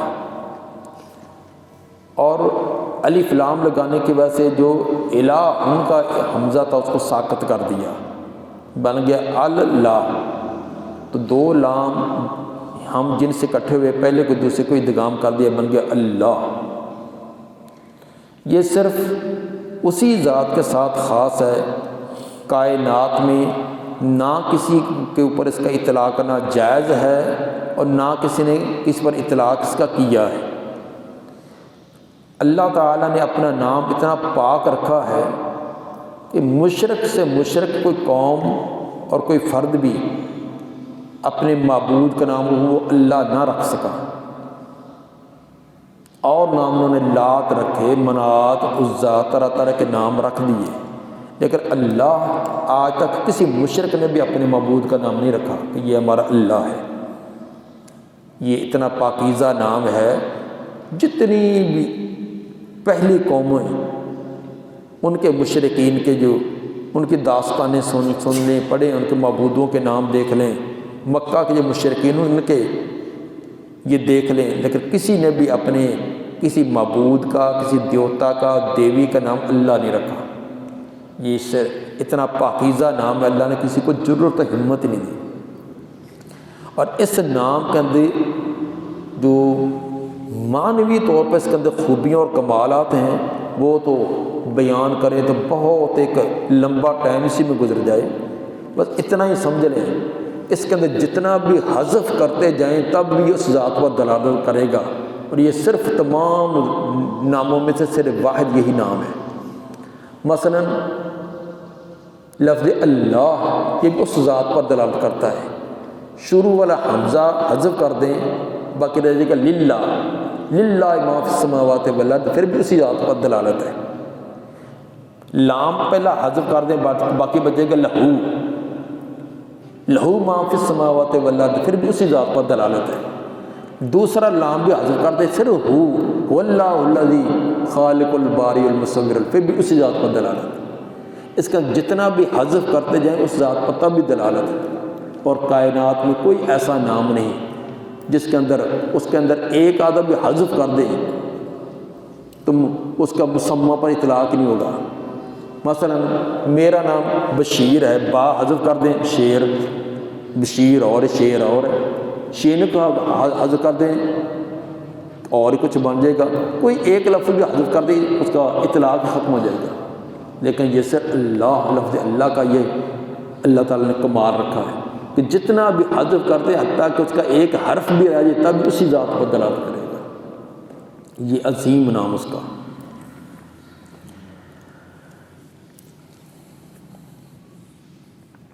بسم اللہ الرحمن الرحیم، الرحمن الرحیم دونوں رحم ان کا مادہ ہے، یہ بھی اللہ تعالیٰ کے صفاتی نام ہیں۔ ان پر خصوصاً جب الف لام داخل ہو گیا، الرحمن یہ تو ہے ہی اللہ کے لیے خاص، رحیم کا لفظ البتہ غیر اللہ پر بھی بولا گیا ہے، جیسا نبی صلی اللہ علیہ وسلم کو بھی رؤوف الرحیم کہا گیا ہے، لیکن وہ بغیر الف لام کی ہے۔ تو جب الف لام کے ساتھ آئے گا تو خاص اللہ کی ذات پر ہی ہے۔ تو الرحمن الرحیم کے بارے میں کہ یہ دونوں کا اگر مادہ ایک ہی ہے تو یہ دو بار لانے کا معنی کیا ہے؟ اس کے اندر اہل علم نے بہت سارے جوابات دیے ہیں۔ الرحمن کا لفظ قرآن کے اندر 21 مرتبہ آیا ہے اور رحیم کا لفظ 95 مرتبہ آیا ہے۔ ان کے اندر بعد نے کہا کہ الرحمن یہ عام ہے، الرحیم یہ خاص ہے۔ عام اور خاص کا معنی الرحمن وہ رحم کرنے والا ہے ہر ایک پر، اس کو کوئی مانتا ہے اس پر بھی کرتا ہے، نہیں مانتا اس پر بھی کرتا ہے۔ غیر مسلموں کو کھانے پینے رہنے سہنے کے لیے تمام ضروریات زندگی دے رہا ہے، یہ رحمان ہونے کی وجہ سے۔ رحیم خاص، یہ صرف اپنے مومن بندوں کے ساتھ رحم کرے گا۔ بعد نکل کر الرحمن کا تعلق دنیا کے ساتھ، الرحیم کا تعلق آخرت کے ساتھ۔ اس کا رحم دنیا کے اندر ہر ایک پر، مسلمان پر بھی غیر مسلم پر بھی، اور رحیم کا تعلق آخرت کے ساتھ۔ یہ آخرت کے اندر رحم صرف مومنوں پر ہوگا، کافروں پر کوئی رحم نہیں ہوگا، ان کو توڑ مروڑ کر جہنم میں جلایا جائے گا۔ اس سلسلے میں عبدہ مصری رحمہ اللہ نے جو ایک فرق بیان کیا ہے وہ بہت زیادہ بہتر معلوم ہوتا ہے۔ وہ فرماتے ہیں کہ فعلان کے وزن میں کثرت کا معنی ہوتا ہے۔ یہ ایک گرامر کے اعتبار سے بھی ہے، جب فعلان کا وزن ہوتا ہے اس میں کثرت، کسی چیز کا بہت زیادہ پایا جانا۔ تو الرحمن یہ فعلان کے وزن پر ہے، اس کا معنی ہوگا بہت زیادہ رحم، یعنی جس کے اندر رحم والی چیز بہت زیادہ ہو۔ لیکن اس کے اندر ایک چیز ہے کہ فعلان کے اندر کثرت ہوتی ہے، لیکن کثرت کچھ دیر تک رہتی ہے، پھر کم بھی ہو سکتی ہے۔ جیسے غضبان، بہت زیادہ غصے میں، تو غضبان ہمیشہ تو نہیں کوئی رہتا۔ جس طرح موسیٰ علیہ السلام کے لیے یہ آتا نا کہ جب طور پہاڑ سے آئے تو بڑے غضبان اور غصے میں آ کر اپنے بھائی کو بھی پکڑ لیا، لیکن جلدی میں غصہ ختم بھی ہو گیا، پھر ان کو معذرت بھی ان سے کی۔ تو غضبان کے فعلان کے اندر کثرت کا معنی تو ضرور ہوتا ہے، لیکن وہ وصف دیر تک نہیں رہتا، کچھ دیر کے بعد ختم ہو جاتا ہے۔ یہ تو مخلوق کے ساتھ ہے نا، لیکن جب یہ اللہ تعالیٰ کے ساتھ وصف ہوگا اس کے اندر کثرت کا معنی، لیکن کثرت ہمیشہ رہنے والی ہے۔ دلیل اس کی دلیل الرحیم ہے، اور الرحیم جو فعیل کا وزن ہے، فعیل کے وزن کے اندر دوام ہوتا ہے، فعیل کے وزن کے اندر دوام ہوتا ہے، تو معنی یہ بنے گا کہ وہ بہت زیادہ رحم کرنے والا ہے، اس کے رحم کی کوئی انتہائی نہیں۔ لیکن اور الرحیم اس کا رحم ختم نہیں ہو جاتا، جس طرح انسانوں کے اندر رحم آیا دل کے اندر، کس کو 10 روپے دے دی اس کے بعد رحم ختم ہو گیا نا، وہ الرحیم ہمیشہ ہمیشہ اس کا یہ وصف ہے۔ تو اس لیے الرحمن کے بعد الرحیم دوسرا وصف اسی لیے آتا ہے کہ اس کا رحم جو ہے وہ ہے بھی بے حد و حساب، لیکن الرحیم ہے بھی ہمیشہ ہمیشہ ہمیشہ سے ہے اور ہمیشہ رہے گا۔ الحمدللہ رب العالمین، الحمدللہ، الحمد تمام تعریفیں للہ خاص ہیں، مختص ہیں، اور رب العالمین جو تمام جہانوں کا رب ہے اس کے لیے۔ الحمد، حمد پر جو الف لام ہے اس کو الف لام استغراق کا کہا جاتا ہے۔ الف لام استغراق کا معنی کہ جتنی بھی قسم کی تعریفات ہو سکتی ہیں کائنات میں، جو بھی کوئی تعریف، ان تمام تعریف کا حقدار صرف وہ ہے، الحمدللہ۔ استغراق ویسے تو غرق آپ جانتے ہیں اردو میں بھی استعمال تھا، وہ غرق کہ پانی کے اندر کوئی ڈوب جائے، جب ڈوب جاتا تھا اس کا معنی کہ پورا کا پورا مکمل کا مکمل پانی کی لپیٹ میں آ گیا، اس کا کسار پاؤں کچھ بھی باہر نہیں رہا۔ تو استغراق کا معنی ہوگا کہ جتنی بھی تعریفیں ہیں وہ تمام کی تمام اس کے اندر آ گئی۔ تو معنی یہ بنے گا کہ ہمہ قسم کی تعریفات، جتنی بھی تعریف کی قسمیں ہیں وہ خاص ہیں للہ، اللہ کے لیے۔ للہ یہ جار مجرور مختصن کو متعلق ہو جائے گا۔ تمام قسم کی تعریفات خاص ہیں اللہ کے لیے۔ کیوں اس کے لیے خاص ہیں؟ اس لیے کہ رب العالمین وہ تمام جہانوں کا پالنے والا جو وہ ہے، پیدا بھی اس نے کیا، ضروریات زندگی بھی وہ دے رہا ہے، تو تعریفیں بھی تو اسی کی ہونی چاہیے۔ ضروریات زندگی وہ دے، کھانا پینا وہ دے، ہر کچھ وہ دے، اور تعریفیں غیروں کی کرو، تمام تعریفیں بھی اسی کے لیے۔ اگر کوئی کسی غیر کی تعریف ہے تو وہ تعریف ایک عارضی ہے، اور اگر حقیقت میں دیکھا جائے تو وہ بھی آخر تعریف اس اللہ ہی کی بنتی ہے۔ مثلا اس پر اعتراض ہوگا کہ جب آپ نے بڑے زوردار انداز میں کہہ دیا الحمدللہ، جتنی بھی کائنات میں کوئی تعریفیں ہو سکتی ہیں، خوبیاں اور کمالات ہو سکتے ہیں، صرف اللہ کے لیے خاص، تو ہم دیکھتے ہیں خوبیاں تو مخلوق کے لیے بھی ہیں۔ آپ کسی انسان کے بارے میں کہتے ہیں کہ یہ بڑا ذہین ہے، یہ ڈاکٹر بہت ذہین ہے، یہ استاد بہت ہی اچھا پڑھاتا ہے، یہ سیب بہت ہی میٹھا ہے، یہ فلاں چیز بہت ہی عمدہ ہے، تو اس کی تعریف ہے۔ یہ تو چیزوں کی تعریف ہو رہی ہے، اس کے اندر سبزیوں کی ہوتی ہے، فروٹ کی ہوتی ہے، نباتات کی ہوتی ہے، جمادات کی ہوتی ہے، حیوانات کی بھی تعریف ہوتی ہے۔ یہ گھوڑا بڑا تیز رفتار ہے، یہ جانور بڑا تیز یہ فلاں جانور بڑا اڑنے والا ہے۔ یہ ایک اعتراض، جبکہ ہم نے منع کیا کہ جو بھی تعریف ہو صرف اللہ کے لیے۔ حقیقت کے اندر یہ تعریف بھی اللہ کی ہو رہی ہے۔ اصل میں تعریف کسی جب چیز کی جاتی ہے، وہ تعریف اس کو چیز کو بنانے والے کی ہوتی ہے۔ میں کہتا ہوں یہ موبائل بہت اچھا ہے، یہ موبائل کی تعریف نہیں ہے، بلکہ اس کو بنانے والوں کی ہے۔ یہ نہیں کہ میں اس کی تعریف کروں تو یہ خود ہی چلنا شروع کر دے، خود ہی بند ہونا شروع ہو دے کہ میری تعریف ہو رہی ہے، خود ہی اس کے اندر لوڈ آ جا کرے کہ میری تعریف ہو رہی ہے۔ نہیں، یہ اس کی کوئی تعریف نہیں۔ ہاں، اس کی کمپنی والے سنیں گے، بنانے والے سنیں گے، وہ بڑے خوش ہوں گے کیونکہ تعریف ان کی ہو رہی ہے۔ اگر میں اس کا نقص بیان کرتا ہوں یہ نکما ہے، یہ بیکار ہے، تو یہ نہیں کہ میرے کہنے سے یہ بند ہو جائے کہ میری بدخوئی ہوئی ہے۔ ہاں، کمپنی والے سنیں گے تو لا سیخ پا ہو جائیں گے۔ تو ثابت ہوا کہ کسی چیز کی تعریف اس کے بنانے والے کی ہے۔ میں اس تختی کی تعریف کرتا ہوں تو اس کارپینٹر کی تعریف ہوگی۔ اسی طرح جب ہم کہتے ہیں کہ فلاں آدمی بڑا ذہین ہے، تو اصل کے اندر تعریف اس انسان کو ذہانت دینے والے کی ہے، اور انسان کو ذہانت کس نے دی ہے؟ اللہ نے۔ یہ تعریف اللہ کی ہو رہی ہے۔ یہ سیب بہت میٹھا ہے، یہ سیب کی تعریف نہیں ہے، سیب کے اندر مٹھاس، سیب کو پیدا کرنے والی، اس کے اندر مٹھاس ڈالنے والی ذات کی تعریف ہے۔ اسی طرح کسی چیز کی بھی تعریف کرے تو چونکہ خالق وہ ہے ہر ایک چیز کا، جب چیز کی تعریف ہوتی ہے تو اصل میں تعریف اس کے خالق اور موجد کی ہو رہی ہوتی ہے۔ تو اس لیے ہمارا معنی درست ہوا کہ الف لام استغراق کا ہے۔ الحمد، ہما قسم کی تعریفات، اصل تعریف کے لائق وہی ہے۔ تیری میری تعریف کیا ہوگی جو عارضی ہے؟ جو ہمیں کوئی خوبی کی وجہ سے تعریف کرتے ہیں وہ بھی تو اسی کی دی ہوئی ہے نا، تعریف تو اس کی بنی۔ اصل کا اگر لائق تو وہی ہے تعریفوں کے، لیکن بعض نمک حرام ہوتے ہی ہیں جو تعریف کے لائق اس کی تعریف کرنے کے بجائے اوروں کی شروع کر دیتے ہیں، تو وہ تو پھر مجرم قرار پائیں گی کہ حقدار تو وہ تھا لیکن تعریفیں غیروں کی گئی ہے۔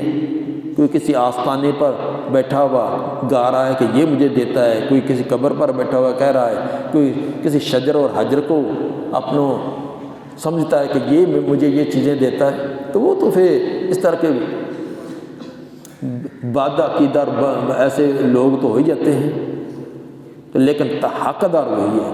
الحمدللہ، تمام قسم کی تعریفات للہ، مختص خاص ہیں اللہ کے لیے، رب العالمین جو تمام جہانوں کا رب ہے۔ الحمدللہ یہ جملہ بڑا عظمت والا ہے، بڑی شان والا ہے۔ یہ قرآن کا 20 مرتبہ یہ لفظ آیا ہے۔ ویسے یہ آیت الحمدللہ رب العالمین تو 6 مرتبہ آئی ہے، لیکن لفظ الحمدللہ اتنا یہ 20 مرتبہ قرآن میں آیا ہے۔ اس کے اندر الحمدللہ کے اندر اللہ کی تعریف بھی ہے اور اللہ سے دعا اور التجا بھی ہے۔ تعریف تو بتلا دی کہ ہمہ قسم کی تعریف کا لائق یا اللہ تو ہی ہے، دعا بھی اندر آ گئی۔ جب اس کی تعریف کریں گے تو بغیر مانگنے کو خود ہی دے گا۔ کسی چودھری کے دروازے پر آپ جا کر کہیں آپ جی ماشاءاللہ فلاں ہیں، یہ ہیں، وہ ہیں، مانگے نہ بھی اس کی تعریف کے 5-8 جملے بول دیں، وہ خود ہی نکال کر 1000 روپے کا نوٹ دے دیتا ہے۔ اور جب دنیا دار کئی ایسے ہیں اس کی 2-4 جملے تعریف میں کہہ دیں تو وہ جو جیب میں وہ نکال کر آپ کو دے دے گا۔ بلکہ ایسے ایسے بادشاہ بھی گزرے ہیں کہ شعراء کے در پر جا کے ایک قصیدہ پڑھ دیتے تو وہ لاکھوں کے حساب سے ان کو دولتیں دے دیتے۔ تو جب یہ دنیا داروں کی یہ حالت ہے، جب یہ بادشاہوں کا بادشاہ جو اصل تعریف کا لائق ہے، جس کی تعریف کی جائے وہ اپنی تعریف پر خوش ہوتا ہے اور وہ تعریف کے لائق بھی ہے۔ انسان کے کیا تعریف، اس کے اندر کیا ہے؟ داڑھ میں درد ہو گیا الٹا ہو کے گر پڑا، آگے پیچھے بڑا چودھری بنا ہوا ہے، بخار ہو گیا تو تمام اس کی شور ہوتا ہے، تمام اس کی جو پہلوانی وہ ختم ہوگی۔ اس کی یہ کس تعریف کے لائق ہے؟ اور ایک ایک بات میں دوسروں کا محتاج ہے۔ تعریف کے لائق وہی ہے جو کسی کا محتاج نہیں۔ تو جب اس کی تعریف کرتا ہے بندہ کہ یا اللہ کائنات کے اندر جو بھی جس کو بھی خوبی، کمال، وصف کہا جاتا ہے، اچھائی کہا جاتا ہے وہ تیری، وہ کہتا ہے میرا بندہ سب کچھ میرے لیے کہہ رہا ہے تو میں کیوں نہ اب اس کو دوں، وہ بغیر مانگنے کے دیتا ہے۔ الحمدللہ یہ دعا بھی ہے۔ اسی لیے تو آپ نے فرمایا کہ الحمدللہ تملأ المیزان، یہ تو میزان کو بھر دیتے ہیں۔ میزان صحیح مسلم کی روایت، صحیح مسلم کی حدیث 223، میزان اللہ کے ترازو کو، اللہ کا ترازو کتنا بڑا ہے، 7 زمینیں، 7 آسمان، شمس و قمر سب کچھ اس میں رکھ دیے جائے تو پلڑا نہیں بھرے گا، اتنا بڑا ترازو ہے۔ لیکن ایک مومن کی زبان سے عقیدت اور محبت کے اندر ڈوب کر اتنا ہی کہہ دے الحمدللہ، بڑی عقیدت اور محبت میں ڈوب کر کہہ دے تو وہ پلڑا جس میں 7 زمینوں آسمان رکھ دے تو نہ بھرے، تو مومن کی زبان سے یہ ایک چھوٹا سا جملہ الحمدللہ اس میزان کو بھر دیتا ہے۔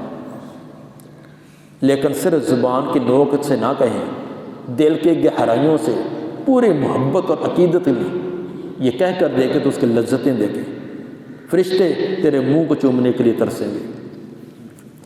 الحمدللہ رب العالمین، تمام قسم کی تعریفات اللہ کے لیے جو تمام جہانوں کا رب ہے۔ لفظ رب یہ اللہ کی عظیم صفت قرآن کا اندر 1065 مرتبہ لفظ رب استعمال ہوا ہے، اتنا بار بار تکرار سے آیا ہے۔ رب کا معنی مالک، سید، مصلح، یہ تمام معنی۔ مالک جو کسی تمام کائنات، تمام جہان کا وہ مالک ہے، صرف وہی ایک مالک ہے، کوئی اور مالک نہیں ہے۔ سید، سردار، جس کی اطاعت کی جائے، جس کے تمام تابع ہوں، تو تمام جہان جس کے تابع ہیں، ہر چیز ہر ایک کی پیشانی کے بعد اس کے ہاتھ میں ہے۔ مصلح، تمام جہانوں کی اصلاح کرنے والا، اس کی اصلاح کرنے کی وجہ سے یہ نظام چل رہا ہے۔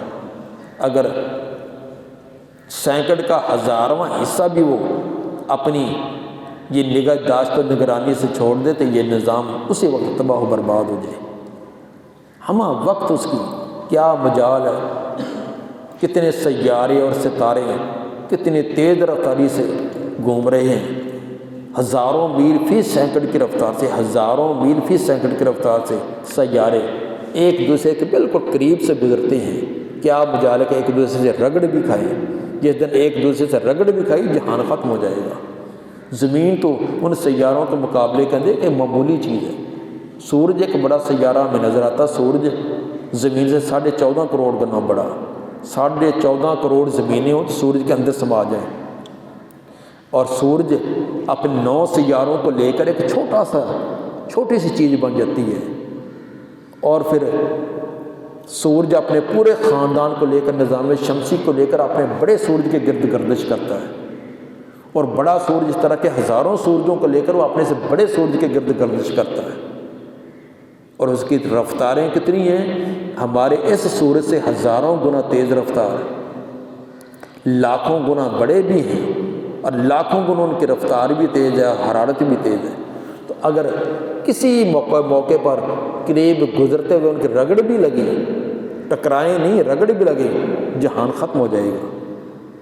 اتنی باریک بینی کے ساتھ نظام چل رہا ہے، کب سے صدیاں بیت گئی ہیں، چل رہا ہے اسی تیز رفتاری سے، آج تک ان کے اندر کوئی ایکسیڈنٹ نہیں ہے، اتنا مسلح سید سردار ہے۔ یہ صفت مشبہ کا صیغہ ہے، رب مصدر بھی ہو سکتا ہے، اگر مصدر ہو تو یہ مبالغے کے لیے استعمال کیا، جیسے زید عدل، عادل کے لیے عدل کہہ دیا کہ سراپا عدل ہے، تو صفت مشبہ بھی۔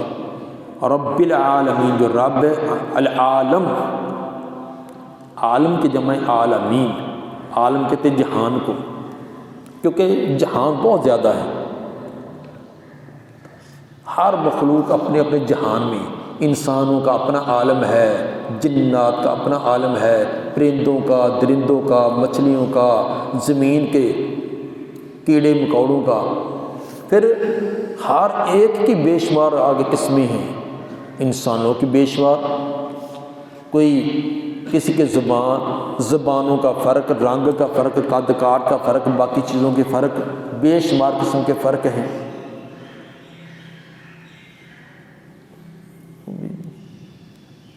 جنازے پر جنازہ کوئی ہے، کس کو پتا ہے؟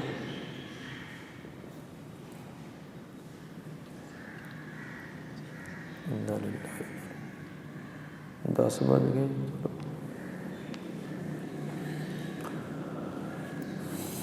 عالم کی جمع تو نہیں آتی، اسی کی جمع ہی ہے العالمین، آئی کھڑی ہے، آپ کہتے آتی نہیں۔ ایسے سوال کریں کہ عالم خود جمع ہے، عالم کی جمع ہے العالمین۔ ان کا سوال یہ ہے کہ عالم یہ خود جمع ہے، یہ ہے، اس کو کہتے ہیں جمع ہیں، اور جیسے جماعتن یا جماعتن کے معنی میں، تو جماعت بھی واحد ہے نا، اسم الجمع، اس کو کہتے ہیں اسم الجمع کے لفظ واحد ہوتا ہے لیکن بہت سارے افراد پر اس کا اطلاق ہوتا ہے، تو اسم الجمع اس کی بھی جمع آگے آتی ہے، اس لیے کہ عالم کسی ایک فرد کو نہیں کہتے، عالم کہتے ہیں جس کو بہت سارے افراد ہیں۔ مثلا انسان ایک عالم ہے، اب انسان کے کروڑوں افراد ہیں، تو انسانوں کے اندر بھی آگے عالم ہے، عربی ہیں، عجمی ہیں، عجمیوں کے اندر پھر آگے قسمیں ہیں، ان کی زبان، ان کا رنگ اور ان کا قد، پھر اس کے ایک علاقوں کے والوں کے آگے قسمیں، ہر ایک اپنے اپنے انداز میں زندگی گزارتے ہیں۔ ہم پڑھنے پڑھانے والوں کا ایک اپنا عالم ہے، ہم یہاں بیٹھے ہوئے ہیں، جو ریڈیو لگا رہے ہیں وہ اپنے عالم میں اپنے ایک زندگی کے اندر گزار رہے ہیں۔ مطلب یہ کہ عالم اتنے ہیں کہ ان کا کوئی شمار ہی نہیں، تو وہ تو وہی جانتا کہ عالم کتنے ہیں، ان تمام کا رب وہی ہے۔ عالم اصل کے اندر یہ اسم اللہ ہے، علم مادہ نا، علم مانا جاننا، تو عالم اس سے ہے اللہ ہے، اللہ کا مطلب ہے جاننے کا ذریعہ، تو عالم کو عالم اس لیے کہتے ہیں کہ یہ اللہ تعالیٰ کی جاننے کا ذریعہ ہے۔ کائنات کی ہر ایک چیز وہ دلالت کرتی ہے کہ اس نظام کو بنانے والی کوئی ذات ہے۔ کائنات کا ایک ذرہ سے لے کر ایک پہاڑ کو دیکھ لیں، ایک جڑی بوٹی سے لے کر بڑے بڑے درخت کو لے کے، ایک چونٹی سے لے کر ہاتھی کو دیکھ لیں، ہر ایک چیز حال دہائی دے رہی ہے کہ کائنات یہ خود وجود میں نہیں آئی، اس کو بنانے والی کوئی ذات ہے، یہ اس ذات کو جاننے کا ذریعہ ہے، اس پر دلالت کرتی ہے۔ چونٹی اتنی چھوٹی ہوتی ہے، چٹکی میں نہیں آتی، لیکن اس کے اللہ تعالیٰ نے دماغ بھی بنایا ہے، آنکھیں بھی، ناک بھی، دل بھی، پھیپھڑے بھی، معدہ بھی، تمام نظام اس کے اندر ہے، اتنی چھوٹی۔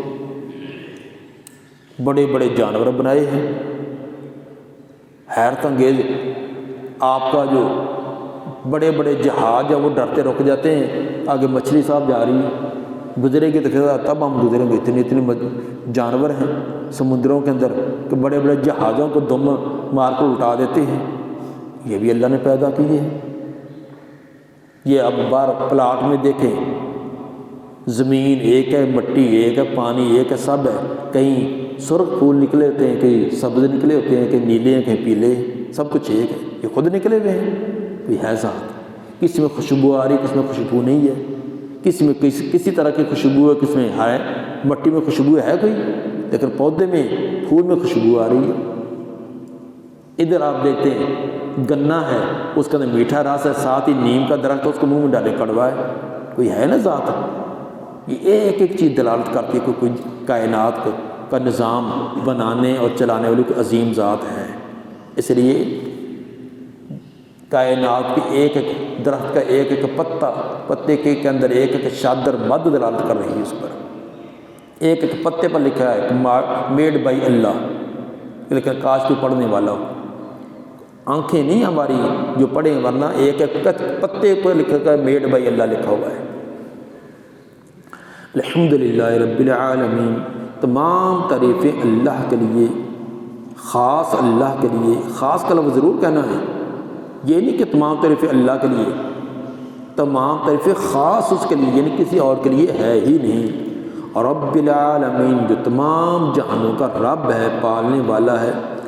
رب کہتے ہیں ابتدا سے لے کر انتہا تک تمام ضروریات زندگی دے کر پہنچانے والا، ابتدا سے لے کر پیدا ہونے، بلکہ پیدائش سے بھی پہلے جو اتنے مراحل تھے ان تمام کو بڑے طریقے اور سلیقے سے ان کی ضروریات زندگی کو نگہداشت کر کے اس کو کمال تک پہنچانے والا، اس کو کہتے ہیں رب۔ ایک ایک بیج سے پودے تک بنانا، پودے سے بھی آگے پھل اور پھول نکلنا، ایک چھوٹے سے کیڑے، انسان کے جرثومہ، انسان کا وجود کتنا ہوتا ہے جب پیدا ہوتا ہے، آنکھ سے بھی نہیں دیکھا جاتا، ہیوی قسم کی خوردبین کے ذریعے نظر آئے گا کہ انسان کا وہ چھوٹا سا، جیسے اس کی ابتدا ہوتی ہے، پہلا جرثومہ کیا تھا، اسے اتنا بڑا انسان بنا دینا۔ اس وقت سے لے کر آخر تک، جوانی تک، جوانی سے بڑھاپے تک، یہ تمام ضروریات زندگی دینے والا وہ، اس کو کہتے ہیں رب۔ کائنات میں کوئی ہے ایسا؟ جب نہیں ہے تو پھر تعریف اسی کی کرو، ہمہ قسم کی تعریف اسی کی۔ الرحمن الرحیم، جو بہت رحم کرنے والا، بہت ہی مہربان ہے، جیسے کہ پہلے بتلا دیا، تو چونکہ پیچھے تو الرحمن الرحیم و بسم اللہ کے ضمن میں آیا تھا، اب اس صورت کے اس حصہ میں آ گیا ہے۔ مالک یوم الدین، یہ اصل کے اندر لفظ اللہ موصوف ہے، رب العالمین صفت اول، الرحمن الرحیم یہ بھی اس کی صفتیں، اور مالک یوم الدین یہ بھی لفظ اللہ کی یہ صفت ہے، یہ تمام صفتیں بن رہی ہیں۔ مالک یوم الدین اور مالک یوم الدین یہ دونوں قراتیں صحیح تواتر سند سے ثابت ہیں، اس لیے اس کو دونوں طرح پڑھا جا سکتا ہے۔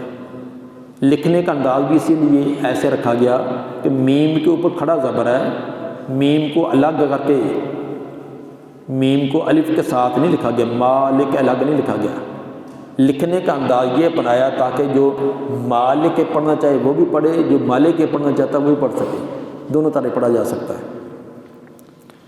تو مالک کا معنی ہوگا وہ مالک ہے، اور اگر کیونکہ سب کچھ ملکیت اسی کی ہے، اگر ملک ہو تو اس کو معنی بادشاہ، قیامت کے دن کا بادشاہ وہ ہے۔ یوم الدین، دین کا معنی ہوتا ہے بدلہ، بدلے کے دن کا مالک وہ ہے۔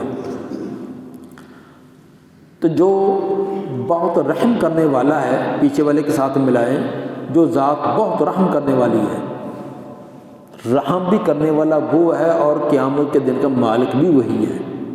بعض رحم کرنے والے ہوتے ہیں لیکن وہ مالک نہیں ہوتے، بعض رحم تو کرتے ہیں بڑا دل نرم ہوتا ہے انسانوں میں سے، لیکن مالک کس چیز کے بھی نہیں ہے۔ میرے دل میں ہے فلاں غریب کا تعاون کرنا چاہیے، اس دور کے اندر لوگوں کے پاس آٹا نہیں ہے، رمضان آ گیا ہے، تعاون کرنا چاہیے، لیکن میرے پاس کچھ ہے ہی نہیں، میرے رحم کا فائدہ کیا ہوگا؟ دل میں رحم تو ہے کہ تعاون کرنا چاہیے، لیکن مالک نہیں ہے۔ لیکن اللہ وہ رحم بھی کرتا ہے، مالک بھی ہے۔ دوسرا معنی اگر بادشاہ کریں تو وہ بھی اسی اعتبار سے بعض کی ملکیت میں تو ہوتی ہے لیکن ان کے پاس رحم نہیں ہے۔ مالک ہیں، کروڑوں اربوں خربوں کے ہیں، لیکن کسی کو پھوٹی کوڑی دینے کے لیے تیار نہیں ہے۔ غریب مر رہے ہیں، بھوکے مر رہے ہیں، جیسا کہ دنیا دار آپ دیکھتے ہیں، جو مرضی دنیا مرے جلے جو مرضی ہو، ان کو اپنے پیسے کی ہے، ان کا پیسہ جمع ہو جائے۔ یا بعض مالک تو ہوتے ہیں لیکن رحم کر نہیں سکتے، کیوں؟ وہ بھی کسی اور بڑے کرم و کرم پر ہوتے ہیں، جبکہ اللہ تعالیٰ وہ رحمان اور رحیم بھی ہے، مالک بھی ہے اور بادشاہ بھی ہے، مالک بھی ہے اور ملک بھی ہے، دونوں ہی ہیں۔ مالک یوم الدین، قیامت کے دن کا مالک۔ قیامت کے دن کا مالک کیا اب وہ مالک نہیں ہے؟ اب کون مالک ہے؟ اب بھی تو وہی ہے۔ اصل کے اندر اب کوئی سر پھرے اب بھی بڑا دعویٰ کرتے میں مالک، میں فلاں علاقے کا بادشاہ، میں فلاں ملک کا بادشاہ، میں فلاں بڑے بڑے دعوے کیے، لیکن قیامت کے دن اللہ فرمائے گا لمن الملک اليوم، جو بادشاہ کے دعوے کرنے والے تھے کہاں ہیں؟ تو بڑے بڑے ہفتہ کے اقلیم کا دعویٰ کرنے والے وہ بھی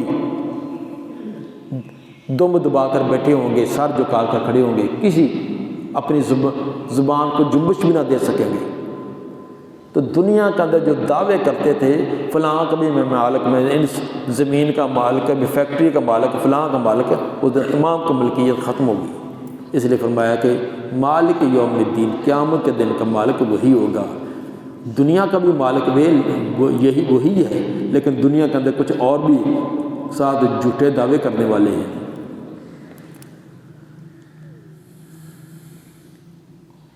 میرا سارا ٹائم دوسرے استادوں کا ہو گیا ہے، کتنا آئے تو نہیں مختار صاحب؟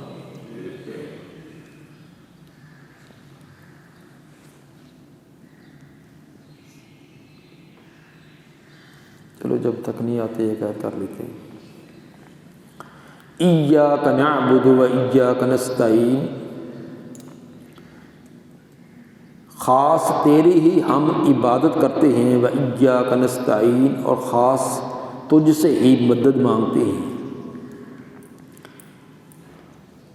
پیچھے غائب کے صیغے تھے، یہاں ایاک یہ خطاب ہے۔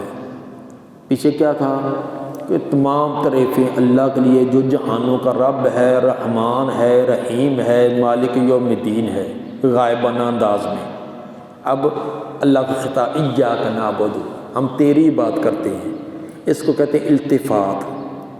التفات غائب سے مخاطب کی طرف التفات کرنا، یعنی اسلوب کو پہلے غائبانہ انداز تھا، اب مخاطب کس کو خطاب کیا جا رہا ہے۔ اس کی وجہ یہ ہے جو اہل علم نے بیان کی کہ انسان کے اندر اتنی جرت تو نہیں ہے کہ ڈائریکٹ اللہ سے بات کرے۔ اتنی عظیم ذات، ہم تو کسی چودھری سے بات کرنی ہو تو کئی واسطے وسیلے تلاش کرتے رہتے ہیں، تو کسی بڑے افسر کے سامنے جانا ہو تو جب تمام بادشاہوں کے بادشاہ کے سامنے جانا ہے، ہمارے اندر اتنی جرت نہیں کہ ڈائریکٹ اس کے ساتھ کلام کر سکتے۔ پہلے اس کی تعریفیں کی کہ الحمدللہ، تمام تعریفیں اللہ کے لیے، رب العالمین الرحمن الرحیم، تعریفیں کرتے گئے، کچھ اللہ کے قرب نصیب ہو گیا، خوف کم ہو گیا، قرب ہو گیا، اب اتنی جرت پڑی کہ ہم اللہ کو خطاب کر سکیں، کہیں کہ ایاک نعبد و ایاک نستعین۔ پھر اس کے اندر یہ نہیں کہا کہ ایاک اعبد، واحد کا صیغہ نہیں ہے بلکہ جمع کا، کہ سب مل کر، میں اکیلا نہیں ہے، میں اکیلا تیری اعلیٰ کیا تعریفیں کروں گا، کیا تیری بات کروں گا، دوسروں کے ساتھ مل کر۔ اصل بات تو دوسروں کی ہے نا، انہی کے ساتھ مل ملا کر میرا گناہ گار اور سیاہ کار گناہوں کا انبار اٹھائے ہوئے تیرے دربار میں آیا ہوں، تو میں کس زبان سے تیری تعریف کر یہ کہہ سکتا ہوں میں تیری بات کرتا ہوں؟ پتہ نہیں کتنے میں نے سیاہ کاریاں کی، میرے دائیں بائیں جو کھڑے ہیں نماز میں وہ نیک اور صالح ہیں، انہی کے ساتھ میں بھی منہ لپیٹ کر آ گیا ہوں۔ ایاک نعبد، یار ان کے ساتھ مل کر میں بھی بات یہ کہتا ہوں ایاک نعبد، ہم تیری ہی بات کرتے ہیں، و ایاک نستعین، تو سے ہی مدد مانگتے ہیں۔ ویسے تو جملہ فعلیہ کی ترتیب یہ ہوتی ہے کہ پہلے فعل ہوتا ہے، اس کے بعد فاعل، اس کے بعد آخر میں مفعول آیا کرتا ہے۔ تو طریقہ تو یہ تھا کہ جملہ آتا کہ نعبدو کا، لیکن مفعول کو اٹھا کر شروع میں لے آئے، کا نعبد، تو کا ضمیر اکیلی پڑھی نہیں جا سکتی تھا، ایجا کا بڑھا دیا، بنایا، بن گیا ایجا کا، تو ایجا کا یہ مفعول ہے اور نعبد یہ فعل فاعل بعد میں ہے۔ اور نحو کا یہ اصول ہے التقدیم محق و تاخیر یفید الحصر، کہ جس کا حق تھا کہ اس کو مؤخر لانا، بعد میں لانا، اس کو اگر پہلے لا دیا جائے تو اس کے اندر حصر پیدا ہو جاتا ہے۔ التقدیم مقدم کرنا، محق و تاخیر جس کا حق بنتا تھا اس کو مؤخر لایا جائے، جس کا موقع محل مؤخر لانے کا تھا اس کو مقدم کر دیا، یفید الحصر، یہ حصر کا فائدہ دیتا ہے۔ اس کو مقدم کرنے سے حصر پیدا ہو گیا ہے، حصر اور تاکید۔ تو کیا معنی بن گیا؟ ایاک نعبد، تیری ہی عبادت کرتے ہیں، خاص تیری ہی۔ تو یہ اتنا زوردار جو کرتے ہو معنی کرتے ہیں نا کہ تیری ہی، یہ ایاک کا مفعول مقدم ہونے کی وجہ سے۔ ابن عباس رضی اللہ عنہ مفسر قرآن، وہ اس کا ترجمہ یہی کیا کرتے تھے کہ ایاک نعبد ولا نعبد غیرک، تیری ہی بات کرتے ہیں، تیرے علاوہ کسی اور کی نہیں کرتے، کیونکہ یہ ایاک کا مفعول مقدم کی وجہ سے غیروں کی نفی ہے، تیرے لیے اثبات، غیروں سے نفی ہے۔ جو لا الہ الا اللہ کا مفہوم ہے وہ بھی یہی ہے۔ وہاں یہ نہیں کہہ دیا کہ اللہ الہ ہونا، یہ بھی تو ہو سکتا تھا اللہ الہ، اللہ ہمارا معبود ہے، لیکن نہیں کہا کہ ایسے کہو لا الہ الا اللہ، کوئی الہ نہیں سوائے تیرے، دوسروں سے نفی، اللہ کے لیے اثبات۔ اس جگہ بھی یہاں ہے کہ دوسروں کی عبادت سے نفی اور اللہ کے لیے اثبات۔ ایاک نعبد، تیری ہی ہم عبادت کرتے ہیں، وَإِيَّاكَ نَسْتَعِينُ، اور تجھ سے ہی مدد مانگتے ہیں۔ نعبد عبادت کا معنی ہوتا ہے انتہا درجے کے عاجزی، انکساری کرنا۔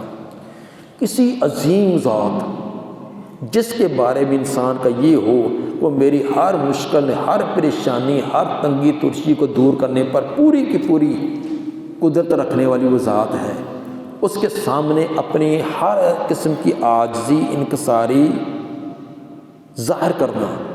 عاجزی انکساری کا جو بھی طریقہ ہو، جسم سے، زبان سے، اپنے مال دولت سے، جو بھی عاجزی کا انداز اپنے، وہ ساری عبادت ہے۔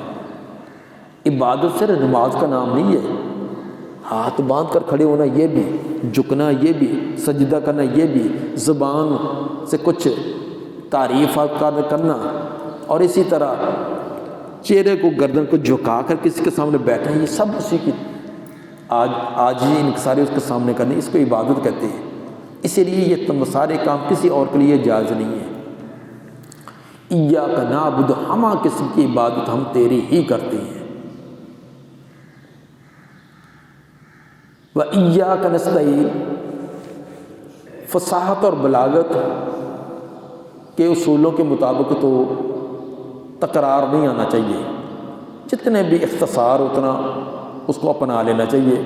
اس کے مطابق تو ایسے آ جانا چاہیے کافی تھا، ایاک نعبد ونستعین، معنی یہ بن جاتا ہم تیری ہی عبادت بھی کرتے ہیں اور مدد بھی طلب کرتے ہیں۔ لیکن ایاک کا تکرار لایا گیا، کیوں لایا گیا؟ حالانکہ قرآن تو سب سے زیادہ فصیح اور بلیغ کلام ہے، اس کے اندر تکرار کیوں ہے؟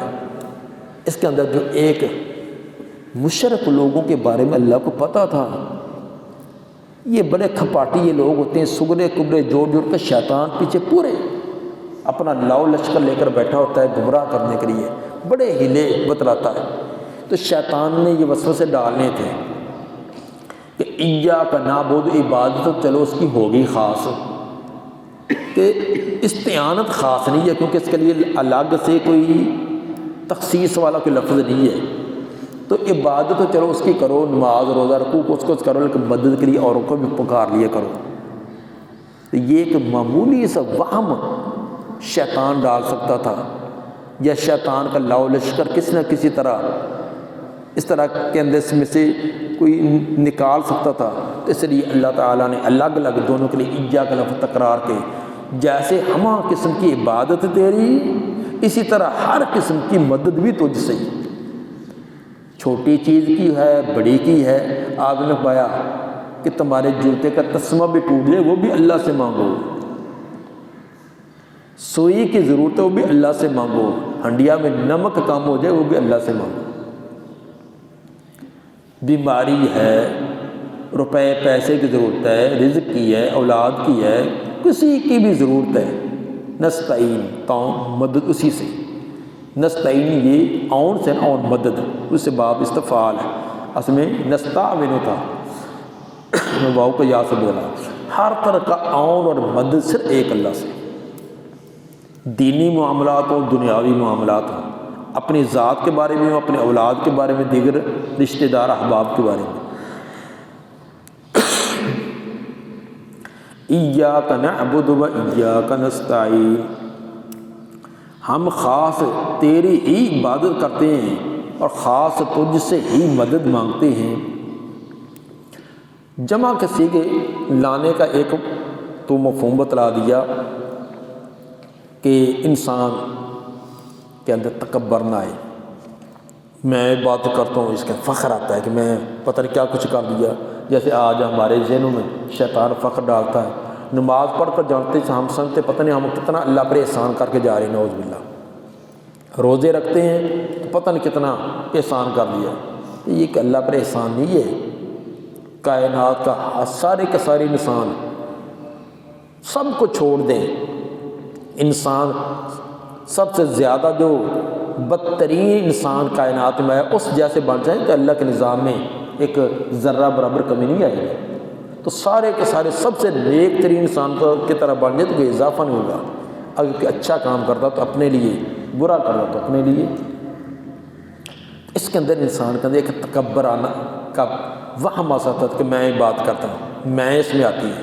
اور جس کے اندر میں آئے وہ اچھا انداز نہیں، تو بس میں ایک ہے کہ میں یہ کرتا ہوں، ایک ہے کہ ہم یہ کرتے ہیں، دونوں میں فرق ہے، ایک اسکول کا ہیڈ ماسٹر کے مدرسے کا ناظم کہ میں نے یہ کر دیا، میں نے یہ کر دیا، سارے کیا محسوس کریں گے، ایک ہے کہ ہم نے یہ کیا، میں اور ہم اتنا فرق ہے، اسی طرح ایک ہے کہ میں بات کرتا ہوں، ایک ہے ہم کرتے ہیں، یا اللہ باقی سارے مل کر، ایک افسر کے پاس آپ اکیلے جا کر کہیں کہ مجھے یہ، ایک ہے کہ 5-7 آدمی ساتھ لے کر جائیں، کوئی بات بن جاتی ہے نا، اسی لیے کہا کہ بعد جماعت نماز ادا کرو، اکیلے آدمی ساروں کو ملا کر کے پھر آج یہ کرے کہ یہ ہم سب ایسے کرتے ہیں، تو جب سب کے ساتھ مل کر کرو گے نا اس میں عاجزی انکساری پیدا ہوگی۔